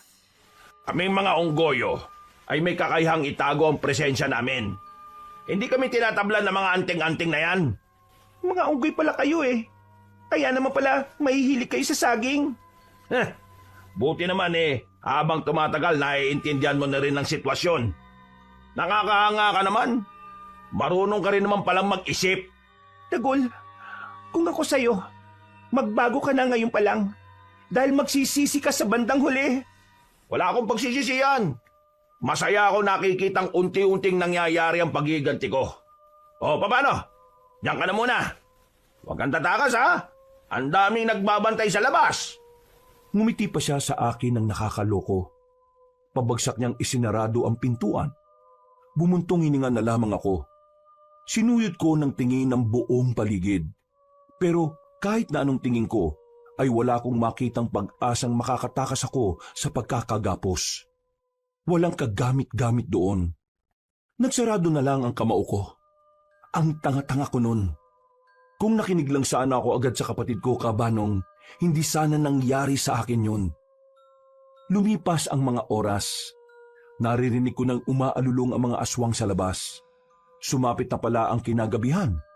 Bagot na ako sa kinalalagyan ko. Hindi ko na alam ang gagawin ko. Wala rin kasi ang anting-anting. Wisit na buhay talaga to. Dapat talaga matagal ko nang kinalimutan ng siraulong yan eh. Humiga na lang ako. Ang akala ko, wala nang pag-asa na makaalis ako ron. Hanggang sa bigla na lang akong may narinig na kalabog sa labas ng pintuan. Napabangon ako ulit, Kabanong. Nang bumukas ang pinto, nakita ko si Bembong. Ang mga aswang na nagbabantay ay nakabulagta na. Pumasok siya kaagad at kinalaga ng pagkakagapos ko. Nakahinga ako ng maluwag. Buo talaga ang tiwala ko sa kapatid ko. Kahit kasi bata pa lang siya, kayang-kaya niyang lumusob mag-isa. Pero ginagawa niya lang yun kapag nasa panganib ang buhay ko. Maraming salamat dumating ka, Bembong. Hindi ko alam ang gagawin ko. Ikaw naman kasi, ayaw mo makinig sa akin eh. Niloko na nga tayo ni Mang Aduay tapos nagpaloko ka rin sa kababata mo. Mamaya mo na ako awayin. Umalis na muna tayo dito. Wala si Mang Aduay at ang kababata mo. Nakita ko silang umalis kaya ako nakapasok na madali. Kunin muna natin ang anting-anting mo bago tayo umalis. Saan ko naman hahanapin yon? Naalala mo ba yung sinabi ni Lolo sa atin? Na kung sakaling mawala yung isang anting-anting, kaya nitong hanapin ng kapwa anting-anting niya. Mahahanap siya ng anting-anting ko. Tama. Gagamitin natin ang anting-anting mo para malaman kung nasaan ang anting-anting ko. Umalis na muna kami sa silid na yon. Nagawa naming makalabas doon nang walang nakakakita sa amin. Paano ba naman, Kabanong, lahat ng nagbabantay pinaslang na ng kapatid ko? Kahit na alam kong kaya niyang gawin yon, iniisip ko pa rin kung paano niya yun nagawa. Nakahanap kami ng tamang pwesto. Sa likuran ng manukan. Malayo na yon sa kabahayan. Umupo kami roon. Wala kaming pakialam kung maraming lamok. Pumikit si Bembong. Sisimulan na niyang ikonekta ang anting-anting niya sa anting-anting ko. Ayan. Ayan na ate. Kumukonekta na siya. Ayan na. Ayan na. Ha! Alam ko na. Oh, nasaan? Nasa loob siya ng bahay ni Mang Aduan. Sa banda rito. Tara, sundan mo ko. Maingat kaming naglakad patungo roon. Sinamantala namin na hindi pa nakakabalik si Mang Aduhay at si Dagul.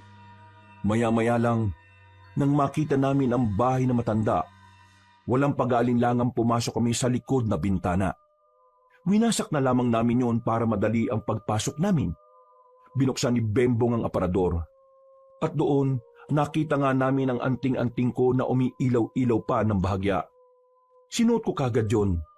Dinampot ko na lang ang nakita kong itak sa labas ng bahay. Ate, hindi natin sila pwedeng palagan. Kailangan itong malaman nila Mang Pedrino at Kuya Dingdong. Himala yata.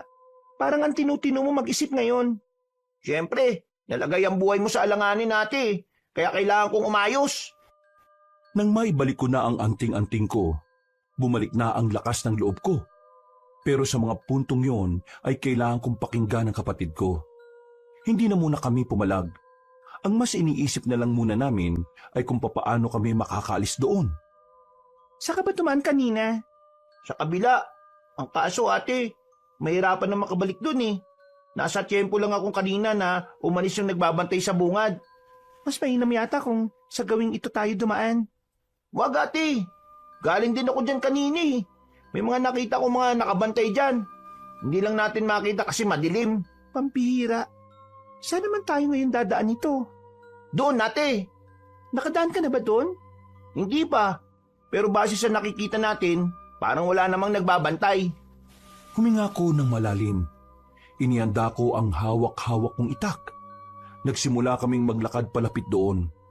Pagdating namin, may nakita kaming dalawang aswang na nakaupo sa gilid. Sinadya nilang nasa dilim sila para hindi sila makita. Buti na lang ay naramdaman agad yun ng dala naming anting-anting. Gumilid kami. Iniisip namin kung papaano kami makakalis doon nang hindi kami namamalayan o nakikita. Pagakbang pa lang ni Bembong ng paa, nakalika na kagad ito ng tunog nang maapakan niya ang tuyong dahon. Nalaman ng mga aswang na nasa likuran kami ng halamanan. Umalulong agad ang mga ito para magbigay hudyat sa mga kasama nila. At sa mga sandaling yun, wala na akong sinayang na pagkakataon. Lumabas ako ng pinagtataguan ko at walang pagdadalawang isip na nilapitan ko ang dalawang aswang. Bago pa man makalapit si Bembong, pinaslang ko na agad ang mga yon. Narinig na namin ang magkakasunod na alulong ng mga aswang. Sa puntong yon, kinailangan na naming umalis dahil anumang oras ay madaratnan kami ng mga aswang doon. Pero hindi pa man kami nakakalayo. Naramdaman na lang namin na meron nang nakasunod sa likuran. Ate, kailangan natin silang harapin. Kung hindi, baka madala natin sila sa baryo natin. Susundan nila tayo, yo. Sige na, mauna ka nang umalis. Akong bahala na sa kanila. Ate, kaya nga kita niligtas para di ka mamatay tapos ganito rin pala ang mangyayari. Sasamahan na kita sa paglaban sa kanila. Ang kulit mo naman. Makinig ka na lang sa akin, pwede? Ate naman, nung ikaw di nakinig sa akin, napahamak ka. Oo na, sige na. Sumama ka na rito. Wala na akong nagawa kundi ang pumayag sa kagustuhan ng kapatid ko, Kabanong. Maya-maya lang din ay naramdaman na naming tila nakapalibot na sila. Ang kanilang mga angil ay tila nagdudulot na sa amin ng pangamba. Yun ang unang beses na parang kinakabahan kami sa kalaban naming aswang. Bagay na hindi naman namin nararanasan nung nasa kapis pa kami. Ate, naging unggoy na yata sila. Unggoy ang tawag sa kanila. Mga aswang na nagkatawang unggoy. Malamang magiging unggoy sila. Hindi nagtagal, lumusob na sila sa amin. Mabilis sila. Yung iba pa, lumalambitin sa kung saan-saan. Pero hindi kami nagpatinag ng mga oras na yon. Mas lalo lang kaming ginanahan ni Bembong kahit na medyo may kaba. Paglapit sa amin ng isang aswang, nahawakan niya ako sa damit. Buti na lang ay tinaga agad siya ni Bembong. Kung hindi, mahuhubaran ako. Paglingon ko naman sa gilid, may dalawang aswang na nagtangkang lumapit kay Bembong. Wala kong sinayang na sandali. Ginamit ko ang kapangyarihan ng anting-anting. Nagawa kong salagin yun at napatay ko ang dalawa. Sa mga sumunod na sandali ay mas lalo silang naging mabilis. Pero dahil sa anting-anting ay hindi kami nadedihado sa laban. Pero kahit na nakakalamang kami, hindi kami naging kampante. Alam namin na anumang oras maaring magbago ang ihip ng hangin. Ayang kaya naman natin, ate. Hindi sila maubos. Kailangan na nating umabante. Sa ibang direksyon na lang tayo dumaan para hindi na natin sila madala sa baryo. Umabante na kami ng mga oras na yon. Pero habang umuusad kami, sumusunod din sila sa amin. Parang lalo silang nadadagdagan kapag may napapatay kami sa kanila. Habang tumatagal, unti-unti kong nakikita na kung magpapatuloy ang pagdami nila, mahihirapan na rin kami ng kapatid ko. Kaya naman, binilisan na lang namin ang takbo hanggang sa makarating na kami sa tuyong palayan. Mas tirik ang buwan sa parting yun. Kaya malaking tulong yun sa amin dahil makikita na namin kung saan nanggagaling ang mga aswang. Gamitin na kaya natin ang tunay na kapangyarihan ng anting-anting natin, ate? Wag! Ilalaan lang natin to sa pinuno nila. Aatake na sana kami sa mga aswang, pero biglang dumating si Dagul. Pinagbababatukan niya ang mga kapwa niya aswang. Mga inutil kayo! Ang daming paparating na kalaban! Ito ang inuunan nyo! Lumayas kayo! Abangan nyo yung mga kalaban at ako nang bahala rito! Paparating na mga manunugis. Wala na kayo magagawa. Nasabi ko na nga ba tama ang hinala ko Aswang ka kasi, pangit ka. Hoy, bubwit! Akala mo hindi ako napatol sa bata? Yari ka sa akin ngayon. Masyado kang madaldal, ha? Hindi naman ako natatakot sa'yo, Ikaw ang dapat matakot sa akin. Hindi ka ba napapaisip? Niligtas ko lang mag-isa ang ate ko. Doon pa lang dapat matakot ka ni. Hoy, utong lupa. Hindi ako nasisindak sa mga salita lang. Kaya tigilan mo ako sa sinasabi mo. Kasi ngayong gabi, dalawa kayo ng ate mong hahalik sa lupa. Ang dami mong sinasabi. Hindi ko alam na mas madaldal ka pa pala ngayon. Samantalang nung bata pa tayo hindi ka man lang makapagsalita kapag may kaaway ka. Nako, babalik na naman tayo sa nakaraan. Ang mabuti pa simulan na natin to. Gigil na ako sa batang yan Mukha naman siyang pa Kung ako mukhang pa, ikaw mukhang alipunga. Nagulat na lang ako nang biglang tumalo ng mataas si Bembong. Agad itong nakalapit kay Dagul. Kitang-kita ko rin na inis na ang kapatid ko sa kababata ko. Kaya naman, hindi na rin ako nagsayang ng oras. Sinabayan ko si Bembong sa pag-atake. At kahit na dalawa kami, nagagawa pa rin makailag ni Dagul. Hindi kayo makakaisa. Anong hindi? Bembong, bilis! Nanlalaki ang mga mata ni Dagul nang makitang nasa gilid na niya si Bembong. Sinubukan niyang makailag sa pagtaga na ginawa ni Bembong pero naroon naman ako sa kabila. Hinataw ko kagad siya ng itak. Agad na tumagas ang dugo sa tagiliran niya. Si Bembong naman muling lumapit. Tinaga naman niya sa hita si Dagul para kahit na papaano mapabagal namin ang kilos niya. Umatras siya ng kaunti. Bigla siyang hiningal dahil sa ginawa namin. Aatake na sana ulit kami nang bigla siyang tumalon ng mataas. Ginamit ko ang anting-anting. Sinalubong ko siya sa ere. Tinamaan ko siya ng itak sa bandang kilikili. Kung hindi mo nailagan, malamang patay ka na. Alam mo ba kung anong totoo? Pinagsasasabi mo. Noong mga bata pa tayo, hindi naman talaga kita tinuring na kaibigan Kaya lang naman kita sinasamahan kasi marami kang pagkain palagi. Nakakalibre ako ng kain. Wala kasing pagkain sa bahay namin minsan kapag hindi nagpapasahod ang lolo mo. Hindi totoo yan. Alam ko na talagang tinuring mo akong kaibigan noon. Hindi ka ba kakapagsinungaling sa akin, Dagul? Ha? Nagsisinungaling? Bakit naman ako magsisinungaling, Araya? Ito ang totoo. Walang kahit anong espesyal sa'yo. Kaya kahit na kailan, hindi kita nakitang bilang kaibigan. Ginamit lang naman kita para sa pansarili kong interes. Kasi noon pa man, alam kong malabong maging magkaibigan ng isang dukha at ang isang mayaman na kagaya mo. Walang alaga sa akin ang lahat ng alaala na meron tayong dalawa.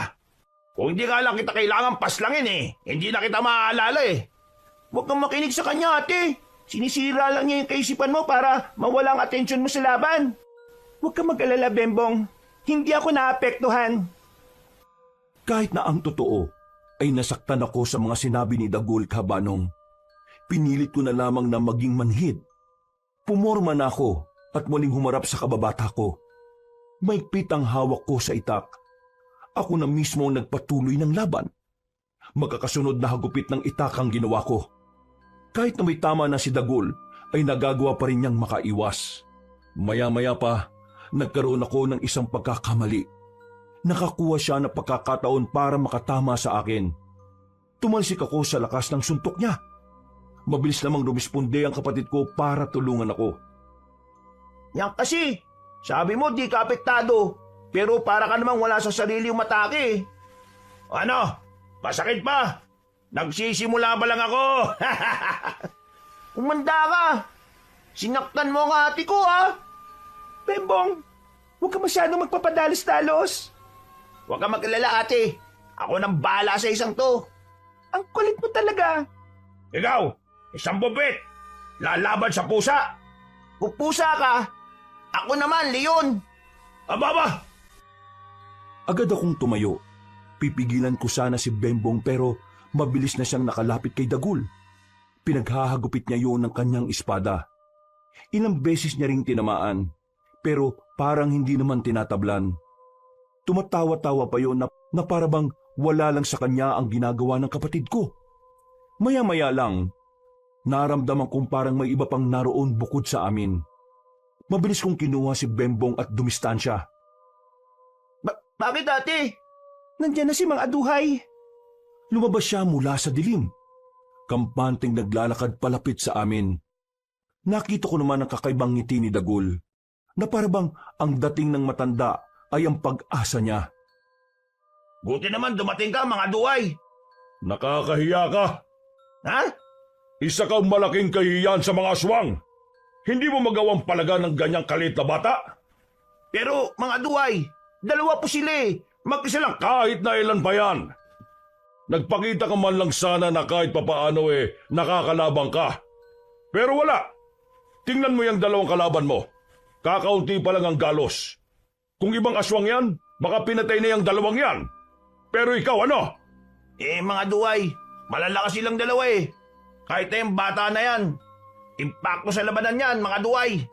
Ang sabihin mo, mahina ka lang talaga. Tinuruan kita kung paano maging malakas. Pero isang musmus lang ang magpapahina sa tuhod mo? Hindi ako musmos. Bata lang ako sa paningin nyo. Pero kayang-kaya ko kayong labanan at paslangin. Hoy bata, ibahin mo ako. Hindi ako kagaya nito na mahina. Pumapatol pa naman ako sa bata. Kaya hindi kita palalampasin. Subukan mo lang saktan ng kapatid ko. Ihatid kita sa tahanan ng mga demonyo. Kung ganun pala, disimulan na natin. Mga duway, labang ko ito. Manahimik ka! Anong karapatan mong angkinin ang isang laban kung hindi mo na ito kayang panindigan? Pero, Tumigil ka na! Nagulat na lang ako sa ginawa ni Mang Aduhay. Humaba kasi ang kuko niya at ibinaon niya sa tiyan ni Dagul. Sumuka agad ng dugo ang kababata ko. At bago siya bumagsak sa lupa, nakita ko pa siyang nakangiti sa akin. Hindi ko alam kung ano ang ibig niyang sabihin sa ngiting yun. Pero nakaramdam ako na matinding kalungkutan. Natagpuan ko na lang ang sarili kong tumutulo ang luha ko. anong ginawa mo sa kanya? Oh, bakit ka nagagalit dyan? Di ba kalaban niyo ang mga aswang? Yan na. Ako mismo ang gumawa ng gusto niyong gawin. Kababata mo nga pala si Dagol. Pasensya ka na. Hindi ko na kasi maalala eh. Walang hiya ka. Ate! Sa galit ko, kabanong, nilapitan ko kagad si Mang Aduhay. Pinagtatataga ko siya, pero hindi ako makatama. Bigla na lang niya akong sinuntok sa tiyan. Sobrang lakas. Napadura kagad ako ng dugo. Namimilipit akong bumagsak. Si Bembong naman, sumunod na rin sa kanyang pag-atake. Pero masyadong kakaiba si Mang Aduhay. Parang naririnig niya ang utak namin dahil basang-basa niya ang bawat kilos. Nahawakan niya ang kapatid ko sa damit. Inagaw nito ng marahasang espada. Binalibag naman niya si Bengbong. Mahihina naman pala kayo eh. Nagsayang lang ako ng pamasahe para humantong sa ganito. Hindi ako makapaniwala na kayo ang pinagmamalaki ng kapis.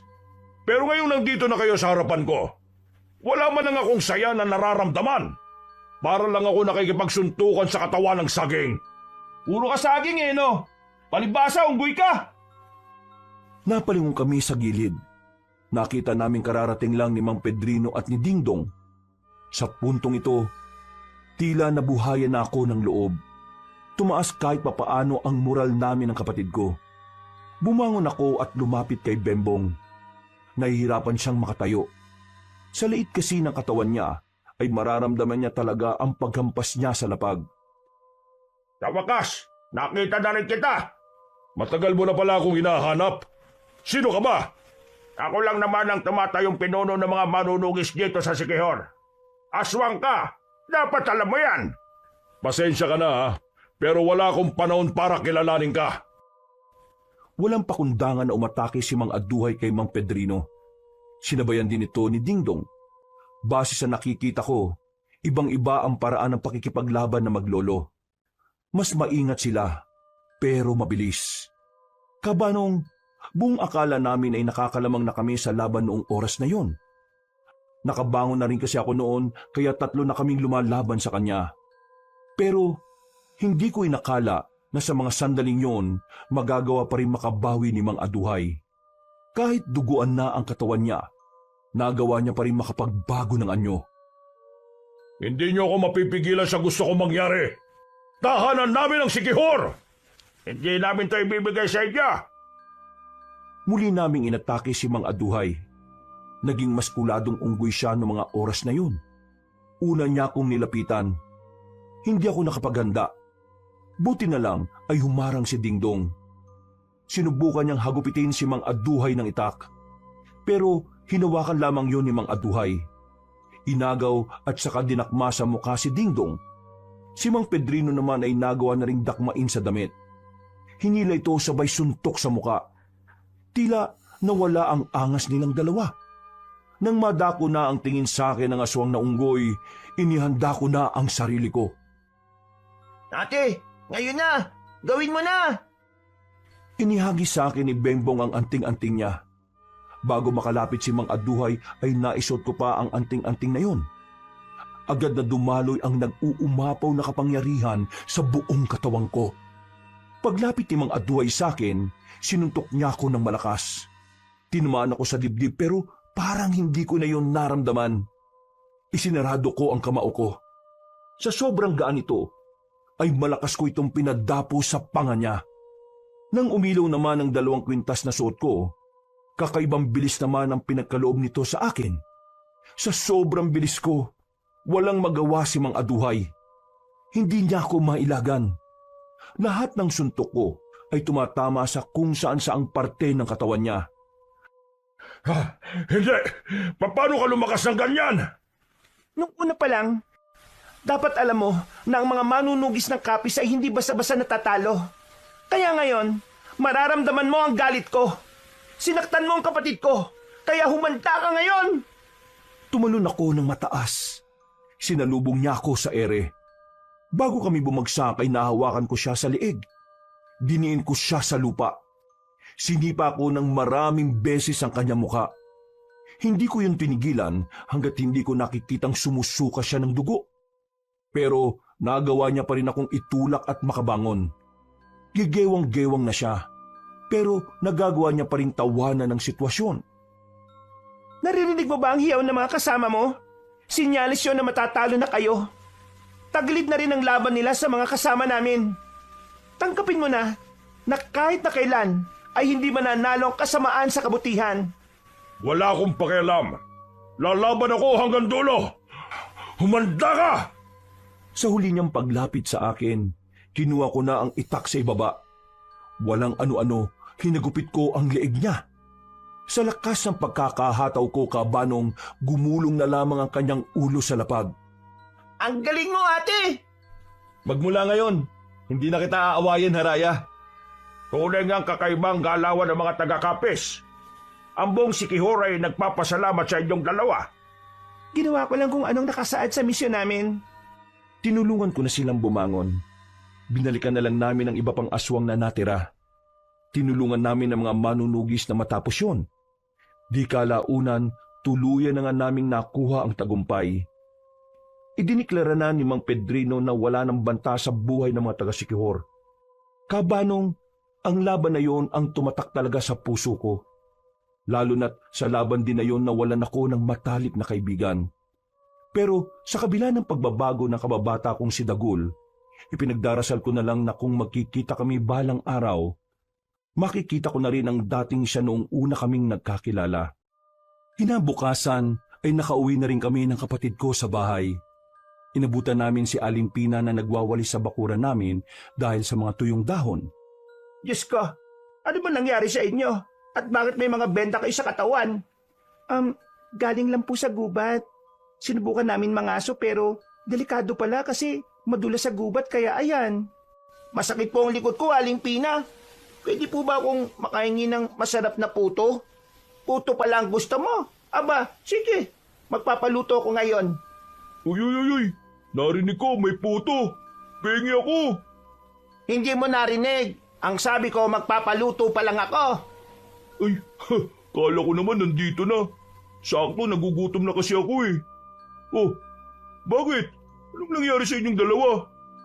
Nasabi na namin kay Aling Pina. Siya na lang ang tanungin mo. Aling Pina, ano ba nangyari sa kanila? Ay nako, bahala ka dyan.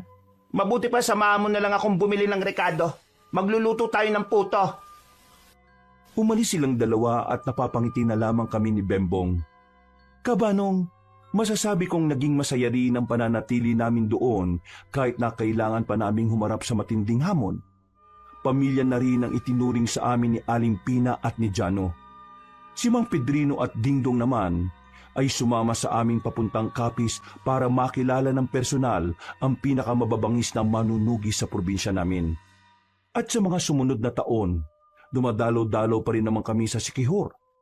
Nagpabalik-balik na lang kami doon. Hindi pa rin nalalaman ni Jano at ni Aling Pina kung ano nga ba talaga ang ginagawa namin doon.